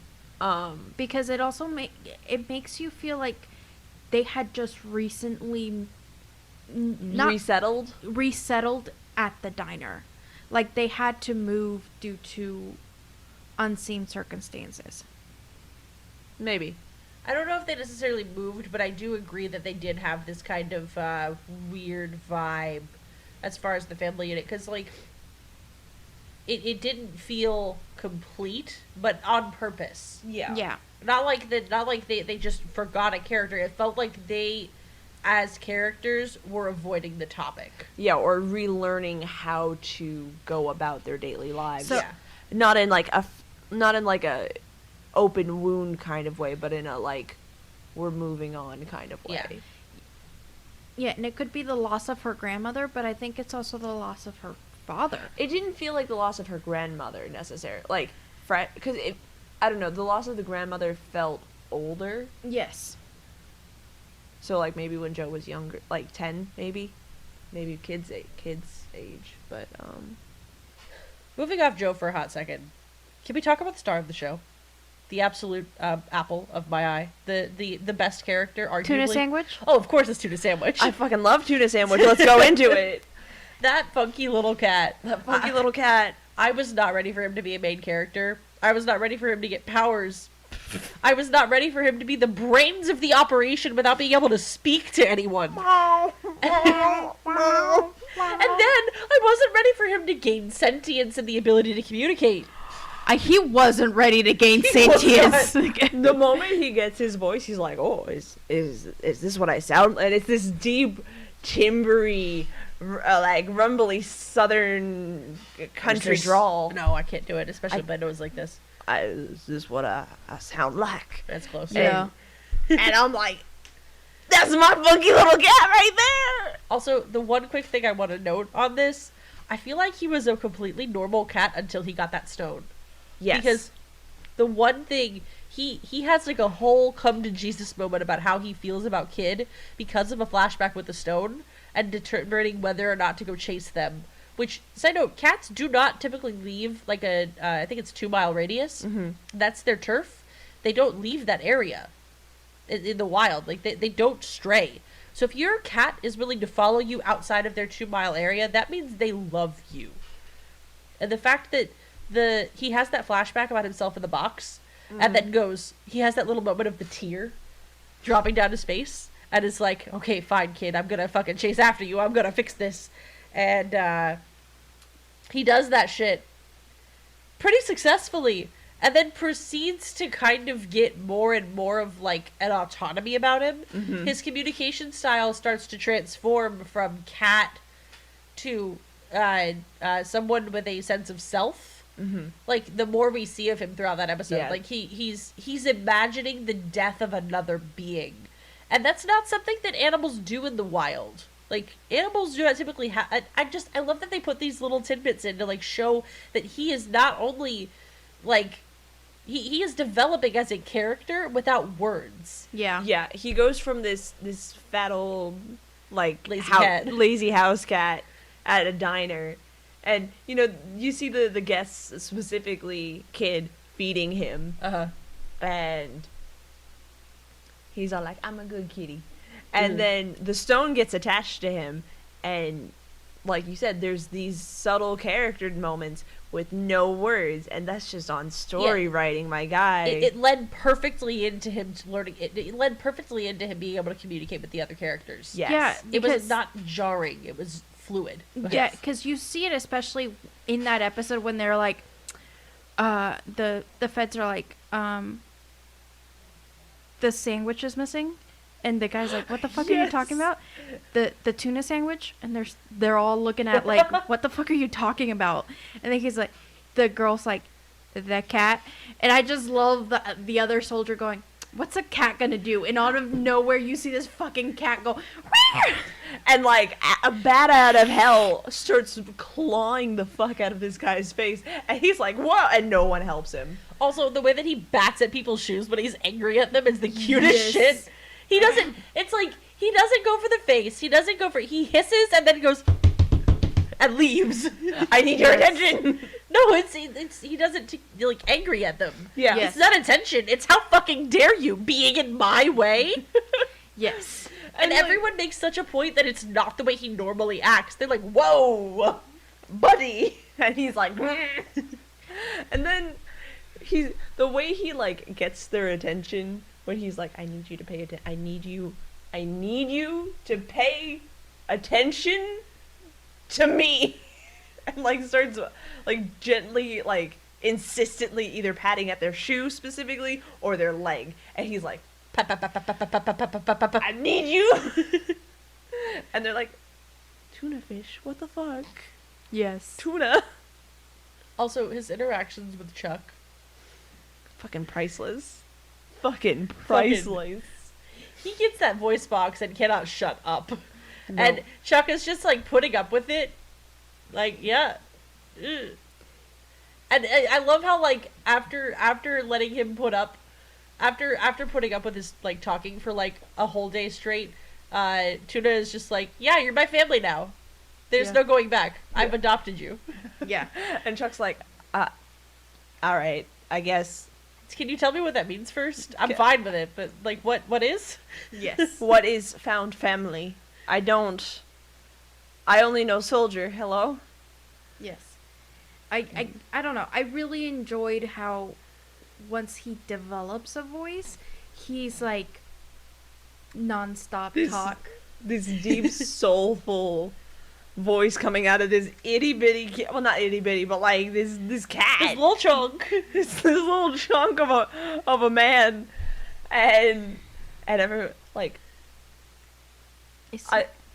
I love how he's ready to like throw hands with anyone. Oh, Oh yes. yes. He like, but like the minute he sees his people, he sees Kid. He like pops out of the back of the truck and is like, "Kid, I love you." The amount of words I have for you. And the kid's like, you can talk. And he's like, I'm saying, using my talking skills to say I love you. And he's like, you can talk. And then they just like hug at it. Yes. Yes. I don't know. I loved tuna sandwich. I just the fact that from the instant all that like the government comes in and he's like, okay, I gotta save the kid though. Like I have to save the kid. Like this kid is fucking crazy. I have to save him. Yeah, he's very much kid's cat. Like he lives at the diner, but he's kid's cat. Yeah. He's like, I have to defend my it's my owner at this my person. My person. And he does. He goes above and beyond to defend him every step of the way. Yeah. You see him going, okay, I see you. You are the man that took my kid away. So now I have to track you down, find you. You have to lead me to him. Oh, you led me to the alien that also tried to hurt my child. Okay.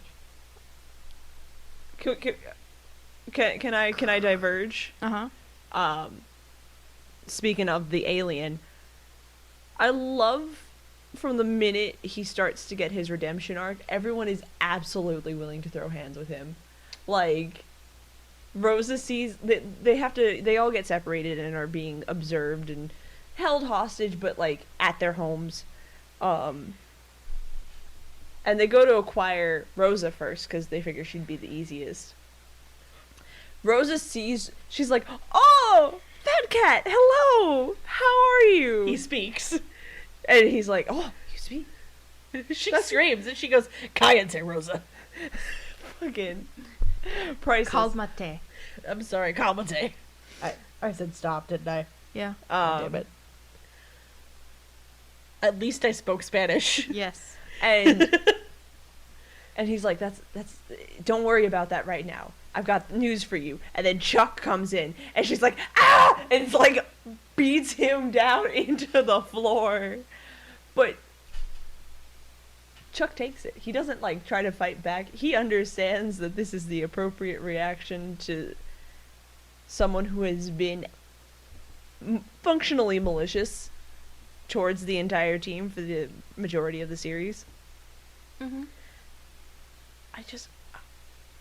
It was such a great moment of humor met with the reality of seeing a villain.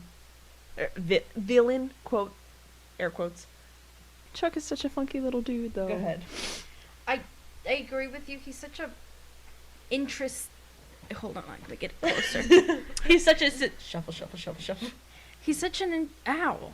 Jeez, that's how close you got. Like Myra, functionally, you're this. Okay, Chuck, you made your point. I know you're not used to having legs anymore. You've made your point. Are we good? We've established I'm really far from the mic. I'm not talking loudly. I don't have. I don't. trying to embarrass you. It's just perfect. I don't have a projecting voice. You keep walking straight into them. This is my form of humor. I know, and it's hilarious. Because that's all he does throughout the entire show is throw fucking sarcasm down kids' throat. Chuck is here for one purpose and one purpose only, and that is to throw shade. When he can't throw heads, he resorts to shade. Yes. Oh my god. I love that little dude. No, he's great. His whole redemption arc is something that I love. He goes from like complete devotion to his leader to having to have that like crisis, and I feel like the way that they staged it, it kind of feels like he in the back of his head knew that this was going to happen. Sorry. In the back of his head, he knew that this was going to happen leading up to the leader getting there. When he's screamed that over the phone, he's not shocked. He just kind of goes, well, I'll deal with that. I'll deal with that baggage when it gets to it. Aha! We'll burn that bridge when we get to it. Yeah, and like he keeps talking him up almost in this like, if I speak it into existence, it will continue to be true kind of manner.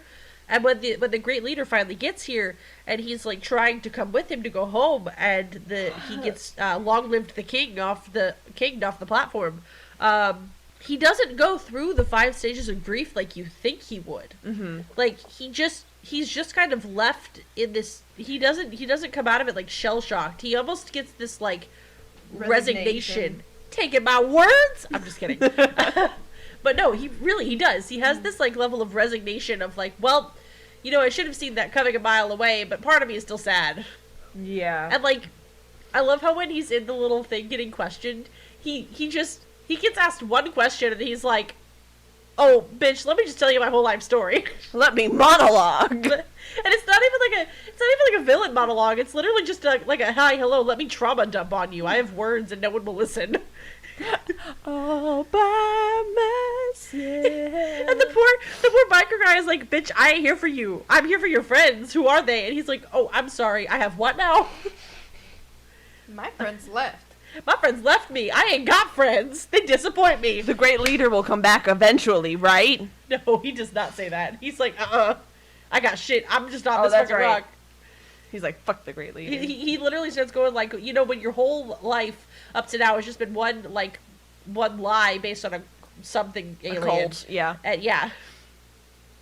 What do you do once you're out of it? I love that. Like it's not the normal redemption arc that we've seen time and time again. Yeah. And I like that he came to the decision on his own with no real influence from the main party. Yeah. It's not the typical he got a hug and everything's fine kind of redemption arc. It's he learned some stuff about the way he was living and made a personal decision. Yeah. And I think that is something that's really telling about his character. Yeah, I liked that it wasn't just, well, let's try and save the bad guy. No, the entire hero group for the majority of the series is, no, he's a villain. No, we don't need to try and rehabilitate him. We have enough problems trying to figure out our powers and work out what's going on and like stop other invading aliens than to take on a charity case. And they did the redemption arc in a way that didn't feel cheap but was well paced for 10 episodes. Yes. Yeah. I like the fact that with him, from the instant he gives the voice box to Tuna Sandwich, he's already made the conscious decision that he's not going to get it back. Yeah. Because even Tuna Sandwich goes, so how are we going to do this? How are we going to share it? He goes, no, I've hurt this kid enough that the pain I have to speak your language is my punishment for what I've done. He is actively punishing himself for his actions, and he allows Rosa and Joe to go ahead and just punch him. Pummel him. Yeah. And he gets this whole starts showing his true strength, honestly, because you see that, because throughout the whole time he could have knocked all of them out with his tongue, because this thing shoots out and he starts knocking everybody out, but it shows that he also had a fondness for them. He could have taken all of them out and stolen the stones from day one, because you see that he didn't need them to build his phone to communicate with his people. He obviously, from after seeing how they defeated the dog by tricking him, I think he got a level of respect that he doesn't want to admit, and a fondness for them, that he starts going, I'm gonna kill you, but I don't want to do it the easy way. I wanted this to be a challenge. Also, that he might have also been keeping that as like a ace in the cards. Ace in the hole. So in a similar vein to that, the relationship almost strikes me as like Megamind and Metro Man energy, a little bit of like the sense of I like having someone to banter with. I like having someone to mess with. But I think perhaps the most malicious thing Chuck does throughout the entire series is not invade the Earth. Is not, call his planet to be like, this is where the stones are. It's a very personal attack on Kid. It's when he's all like, of course you can't do anything right. What did you expect? Like, you have all of the makings of all of your favorite superheroes, the tragic backstory, the superpowers. You have everything you can, except without all of the things that really matter. So what did you expect? This was doomed from the start. And the whole monologue is so cruel and vindictive. And from that point forward, you would almost expect him to just, like, go full evil. Because he's been, as you said, fairly benign. We don't even find out about his, like, tongue sting, or whatever the hell, until later. But he doesn't. And I think that's because his malicious attack on Kid is like his one last ditch effort to try and be the villain that Homeworld expects him to be, or whatever his planet is called. I don't know. I don't fucking know. Claxia? Claxian? I don't know. Something like that. And when he fails at that, he's like, maybe this isn't what I thought it was. But the one thing that I had to say was, based on what you were talking about, Mara, the way that he does use the team's reactions and also the abandonment of his voice box to essentially punish himself, I feel like that is going to be a big mental block for him to get over in season 2. Because, newsflash, it's not healthy to punish yourself for past actions like that, even though it is warranted. I'm not saying that the choices were not warranted, yeah. But if they continue, it's going to be an issue. And I would really like to see a little powwow moment between him and Papa G, where Papa G's like, hey man, you were on a bad path, but now you're on a good path. And we don't have to keep being mean to ourselves because of what we used to do. It's really... I'm really looking forward to seeing where exactly that train of thought for them goes as writers. Because they've really opened a potential door for him in character development. Oh, yeah. Because, yeah, he's on the side of good now, quote-unquote, but he's obviously been in this essential cult for what seems like the majority of his life, which, side note, I have this theory. I'm almost done, I promise. I have this theory about his race, and that they are all clones of one another. It's loosely based on the fact that he looks lobster-esque to me, and lobsters have one of the most stable strands of DNA on the planet. They are essentially... their telomeres don't deteriorate the way that ours do, and the telomeres are what makes you age, because ours die off eventually, and they don't duplicate the DNA correctly, which means they're essentially immortal. And because their DNA is so solid, in my mind, that means that they might be easier to clone, or at least clone correctly. Also, the way that he can, maybe not regrow limbs, but the way that he can survive a substantial portion of his body being hacked off. Well, that and he regrows his teeth. I mean, we do that too. Maybe not the same way. Not as an adult, though. He only has 2. I mean, yeah, but you were talking about cloning, and I was like... That's fair, this yeah. feels like worth a mention. It feels like worth it. Yes, you're right. Anyway, I would really like to learn more about his species, because even if we don't, it's fine. But, like, I have a theory, and I just want to see how close I am to right or wrong. So it's sort of off topic, but not really, about the voice box. Technically, they have another voice box that they can use. That's true. And... You're not wrong. I feel like that dude had gotten the short end of the stick enough, though. No. I understand why they didn't take it at the moment, But did anybody ask what the fuck happened to him? What do you mean? So, government leaves.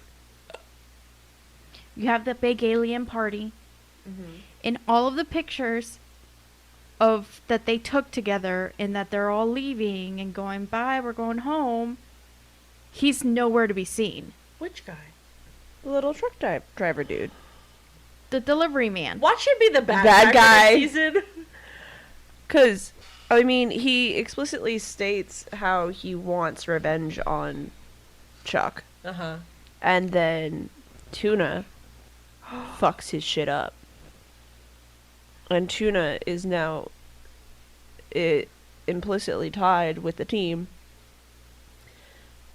So I don't know what Mr. Truck Driver Man was doing.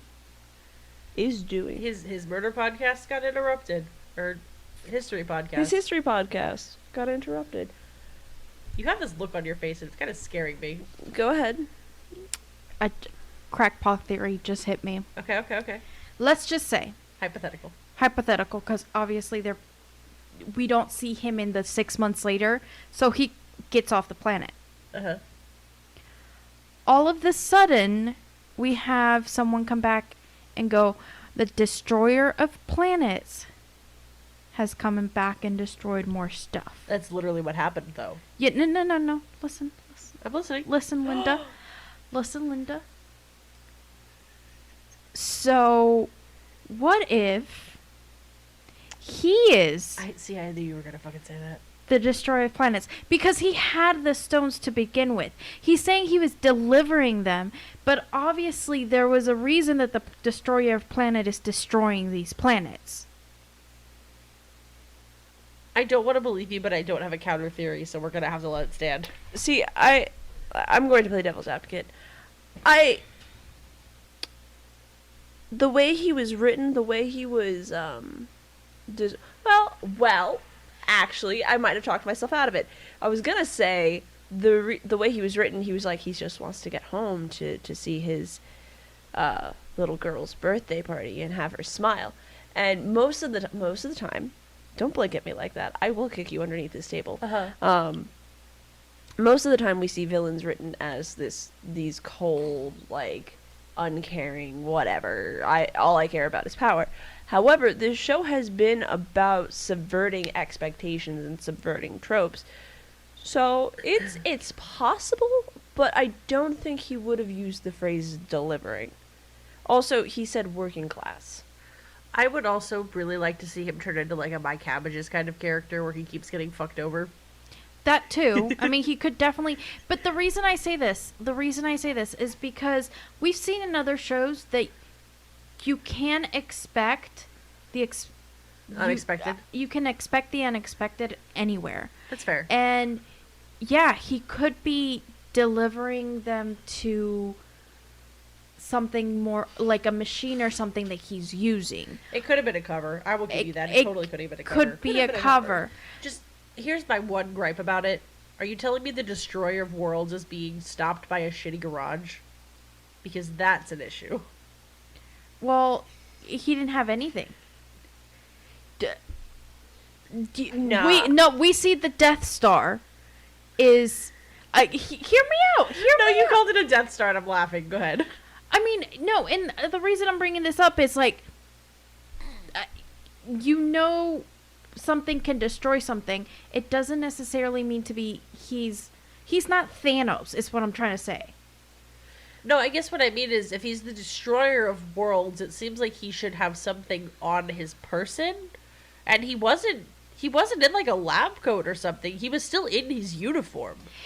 Okay, fair. But I'm wondering if maybe with him, first of all, he crashes. Yes. So he could have Lilo and Stitches onto the road. Yep. Gets ran over. He stitches.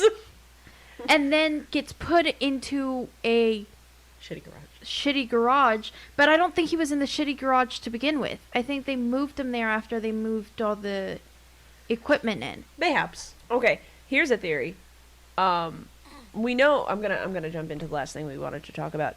We know the feds have had a long time to study the various aliens and everything crashing on planet Earth. So what if they have a way to neutralize the natural abilities that each planet has? Because now I'm gonna keep going. The stones of power are from planets that have been destroyed, and each of those aliens has some form of inherent ability. So, like, the Queen Jellyfish character can open up portals and can shoot lightning, and I can't wait for Joe to learn to shoot lightning. And the grow and shrink and all of that other stuff. So, Are you telling me that fucking Rosa's gonna be able to shoot her teeth out? Because I have issues with that. that'll That's be gross. creepy as hell. I don't know. Maybe.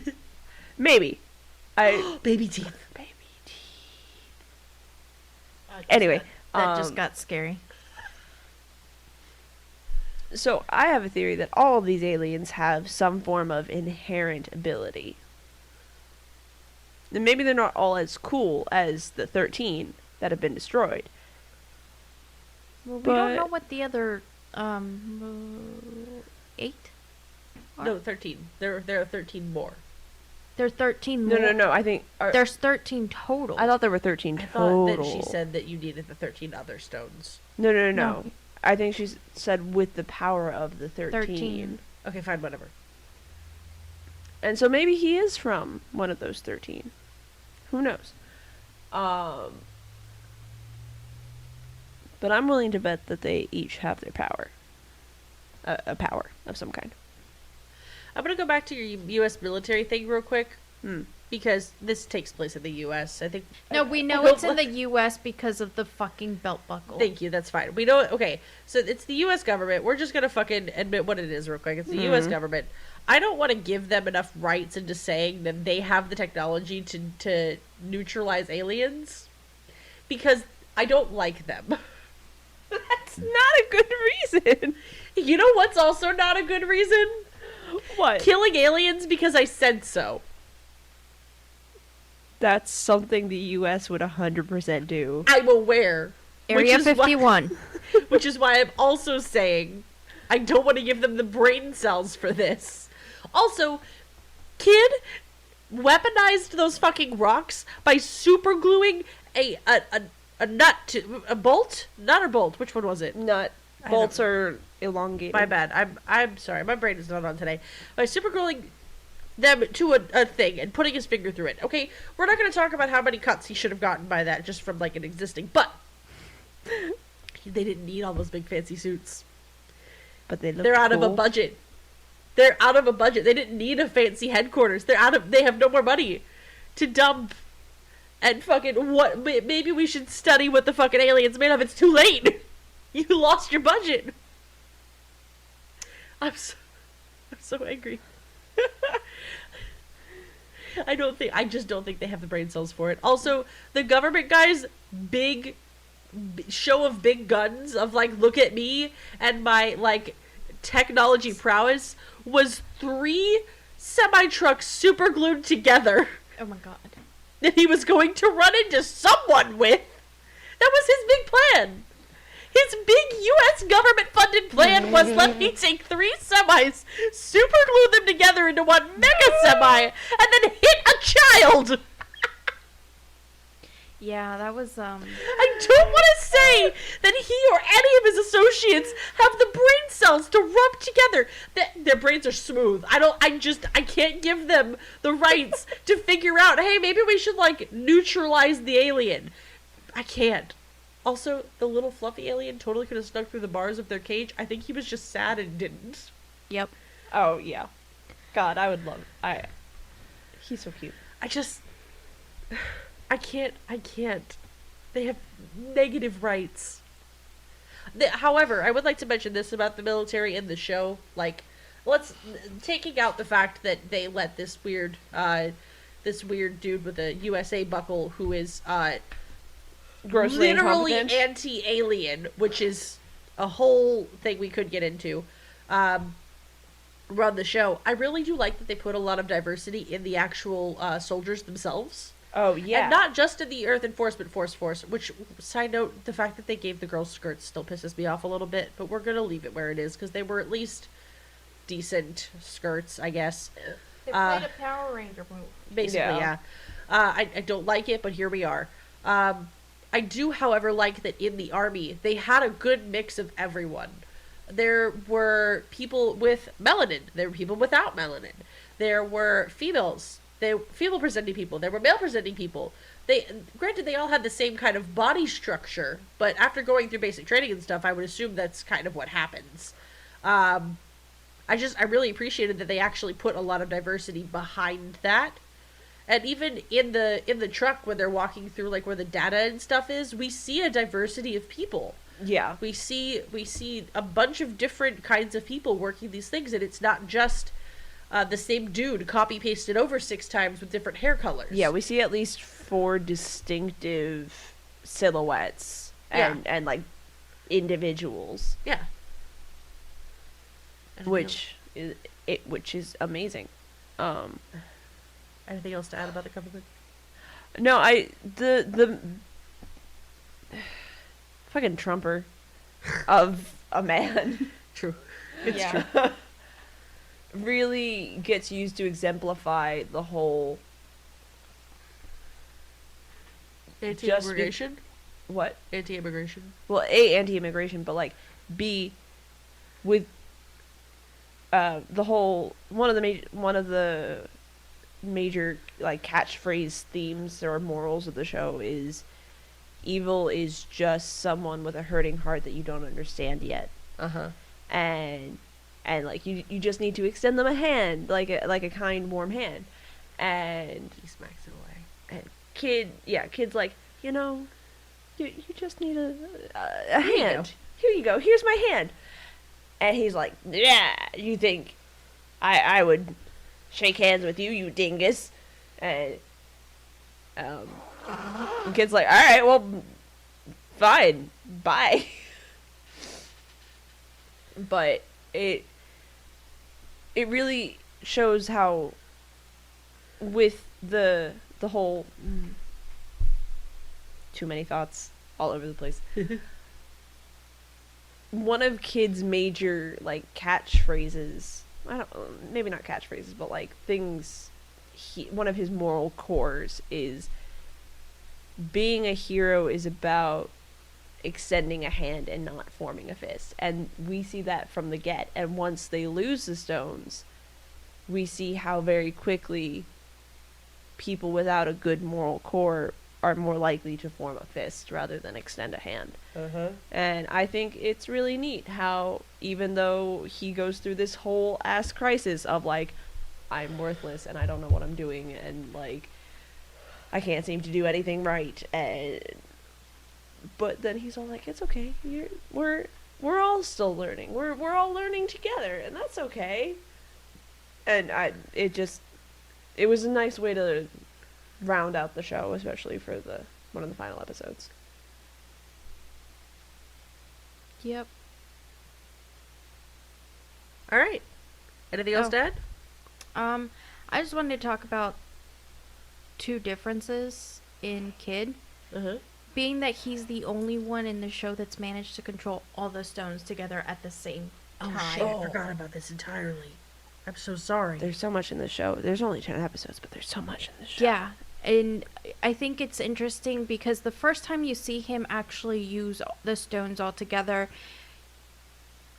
at one point he starts yelling he's in pain. And we're all assuming it's from the power, but right before he says he's in pain, he's actually having a premonition. I would say it's more of a flashback. No, because it's everything that's gonna happen. So what? I kind of no. Let her grab your card. Let her finish. Grab your card. Let me finish. It's a premonition of what's going to happen, ending with a flashback of his parents' death. Not the way the flashback happens. It actually plays out exactly how he ends up figuring out how to control all his powers. It's the fear of losing his friends again as he lost his parents. That fear of losing the people he loves is what causes him to actually learn how to properly use the stone. Because even though it's a premonition, it does show the flashback, and it's that flashback, him having that instant of flashback, and the reason he has the flashback is his parents died by a semi-truck coming at them, and he was in the back seat. Mm-hmm. His friends were about to die with the government, with 3 fucking semi-trucks coming all at them at the same time. He had that instant flashback, and he was like, I have to protect everybody. So I think he was capable of using all the stones at once but the pain of realizing that he lost his parents, the pain of having that flashback, caused him to lose control and caused him pain. Yeah. And when he was able to learn how to properly use at least the Mind Stone, he was able to gain that control to use all the other stones. Yeah, and that's what I just wanted to, like, clarify, that, like, it was a premonition of him having a flashback. It wasn't a... It was a little bit of everything. Yeah. It was one of those, like, weird wibbly-wobbly, timey-wimey things. But, yeah, I 100% agree. It's not him being overwhelmed with the power of the stones. It's him being emotionally overwhelmed, which is very much keeping in with the whole kid being some form of neurodivergent. And I think you said something about how Kid was in the back seat, and I think that very much sums up who Kid is for most of the series. He's always been this guy in the back seat. He doesn't really have a whole lot of control over how his life is going and where his life is going until he gets the stones. And these stones are very much the first thing he has exclusive control over, that he decides who gets introduced to the stones and who doesn't get introduced to the stones. And there's this one comment of, like, oh, you have to be super powerful to control these stones. And he does. He excels at them. And there's this moment where, like, they all, like, magically click. That there's, like, synchronization and stuff like that. And maybe this is another crackpot theory. Kid isn't entirely human either. Because if Papa G isn't human, then his son or daughter, we don't know which child or which parent is Papa G's, but his child wouldn't be entirely human, and so Kid wouldn't be entirely human. So we have a little bit of a Star-Lord situation where Kid thinks he's human but isn't. Okay, going back to what you were talking about, real quick, I think the reason that we kind of got that weird mishmash of premonition flashback is a PTSD response. Because it's something that we don't normally see when people use powers, unless you got Steven Universe Future, which I'm not going to go into, but it does count. When you have PTSD surrounding an event, it really does fuck with a lot of stuff that you have going forward, and there is no doubt in my mind that that poor kid had PTSD based on that accident. Okay, there's no way he didn't. There's no realm in this world where he did not have some kind of fucked up brain response to semis. That's just not how things work. In saying that, I think it was a really cool way of interpreting that through power use. Because I think had he foreseen anything else, it would have been different. I also think because he was using all of the stones at once, it boosted that power, so he saw that far in advance. Mm-hmm. But I think the fact that the actual premonition itself had a trigger in it forced the vision to go screwy. Because the vision itself we had an unreliable narrator for the vision.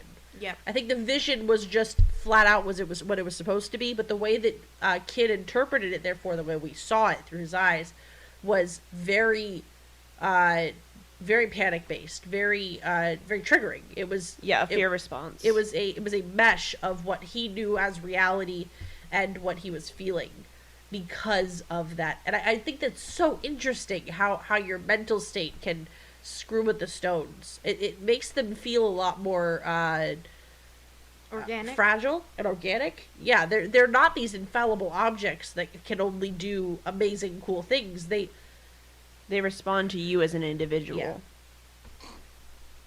which is really neat. And I wonder if they're gonna do a whole like Infinity Stone thing of like they're stronger together, and the more you have, the more powerful you get, and like, cause like we know that with more training, the better you can be at the stones, but the Kid is able to hold multiple clones of himself and teleport those multiple clones, and then he does some other neat stuff, but it'll be really interesting to see how they handle that going forward. Yeah. All right. Are the courts in session? Yes. All right. Excellent. All right. So Fandom. This show is still pretty small as far as fandom goes. There's only one cosplayer, and shout out to you. I'm gonna actually find her TikTok real quick because I forgot to actually do this, but she's literally, they, I don't know their gender, I'm not gonna fucking assume. They are the only cosplayer for the entire series, at least on TikTok. I'm not gonna speak for the rest of the internet. I didn't look there. At Dumb Teddy Fairy. Is it the cat? Yes, the cat. Oh You didn't even let me say it. You fucking took it from me. Saw the eye. Yeah, it's the cat, and she does a great job. Do you have your gender in your bio? Okay, they go by all genders, so it works. She, he, they. It's all. So there is no misgendering here.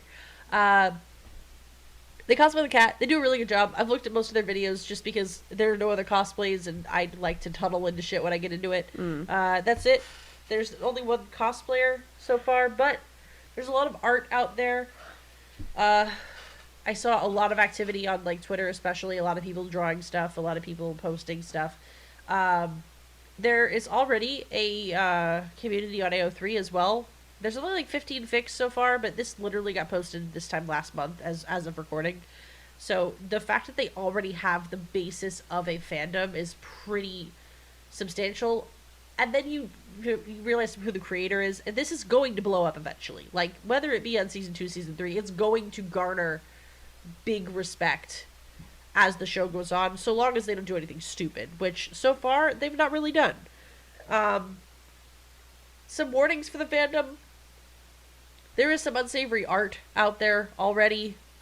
Some people saw Joe and went, wow, I can't wait to draw that. And I'm not going to detail what. Also, there is exactly one fic that is a problem. I'm not going to go into why, but it is a problem. And if there's one, there's going to be more. So just be careful of that. There's not really a lot of shipping going on necessarily because most of the main cast is children. But some people are shipping Papa G and Stuck Chuck, which...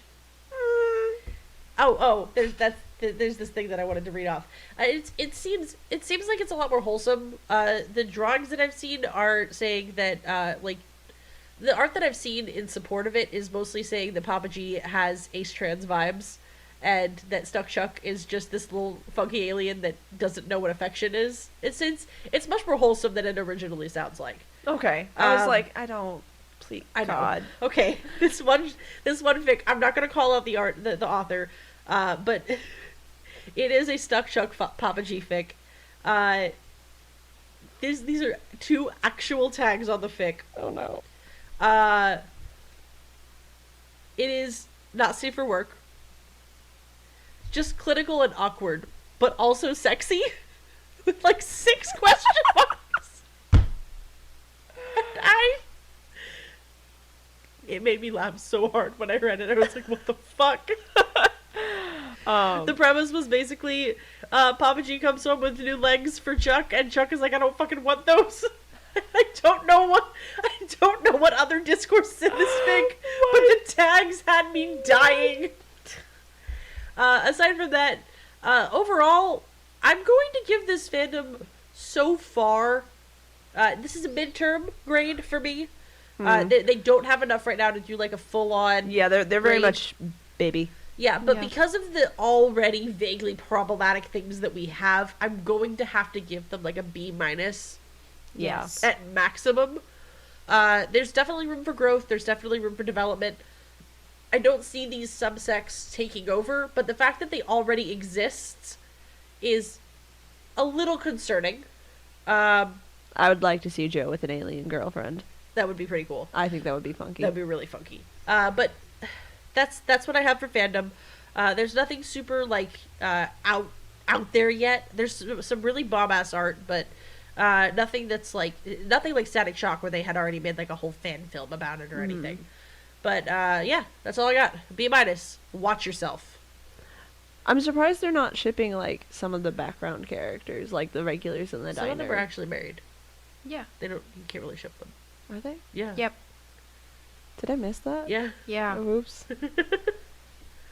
Sorry, guys. I binged this one. I genuinely forgot what we were doing this week, and then I was like, "Oh shit, it's I bought Friday!" so many times about it. I know, and my brain went, "That's later." Don't listen. Don't listen. I will not. I have 0 rights this week, so I'm sorry. You're good. All right. The vote. Yeah, that's all for fandom. So yeah, vote. Go watch it. That's all I gotta say. I mean, it's great. You got that nostalgia. You have that art that's like fosters home for imaginary friends, which is great. Sends you back home, and you have this story that you just get hooked on because you want to know what really happens. You get invested with these characters and you want to know what happens. I give it 100% yes. Go see it. It's great. Binge it. It's fun.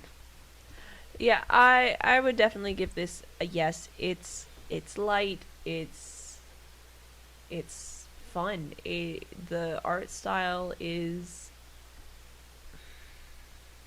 homey in like the good sense of the word. It's nostalgic while somehow still being new, which is weird but good at the same time. Good characters, good premise. I'm excited because they've explicitly stated that it's like essentially a prequel season. So I would say yeah. Looking forward to season 2. Same here. Look, here's the way that I see it.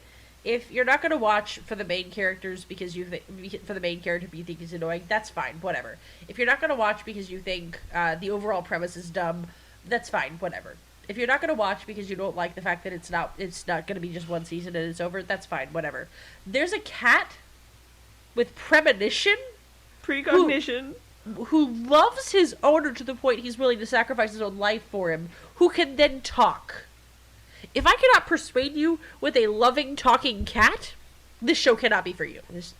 There's just no saving it. The way that I see it, this show had so many plus points that any minuses you could chalk up to it are just like nitpicking. Like, I don't like that they decided halfway through putting out the promotional stuff that they suddenly decided that Kid Cosmic's fucking sleeves were going to be greenish. Some of the pictures for promotion had them just yellow, but when you watch the show, most of the time they're greenish. It's very confusing. I wish they would have kind of hammered that down. And there's a couple of things that I could totally nitpick at, and I will next season if there's less to build off of. But the way to trick me into not talking about them is to put so much lore in front of my face I don't have time to digest it. And this show plopped so much lore into my little plate that I literally could not eat all of it. There's no possible way. There's so much for this show to grow on from season 2. I would say watch season 1 for now just to like get the flavor. Just to get the flavor and see if you even give a shit. But like also, this show is so worth it it's a cute, fun watch that's going to remind you of your childhood if you grew up watching cartoons. There's no downside to watching it, and it's pretty short. So if you don't like it, you're not losing out on that much time. It's a complete yes from me, 100%. That's 3 yeses. Yay! Go see it. Go see it. Go see it. We each make distinctive fists to knock. What? Yes. Myra makes like a solid wall.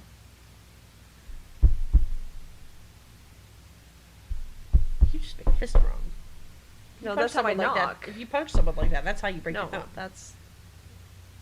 You're supposed to tuck it in. No, you're not. No, you're not. No. Sorry. No, you're not. You're a cop's daughter. What the fuck? Okay. Myra. No, I know how to punch. Okay.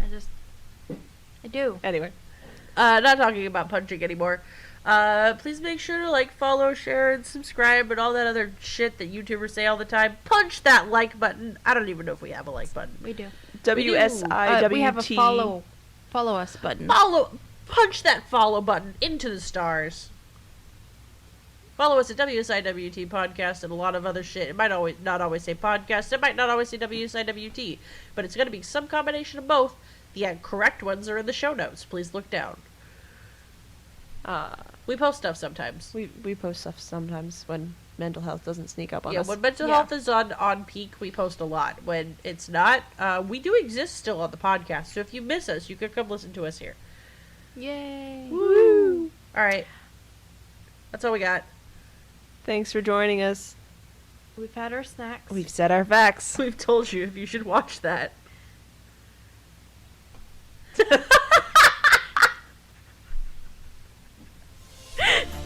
Bye.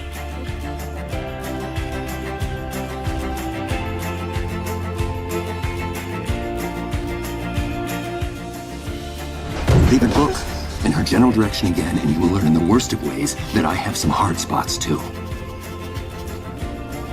That came out wrong.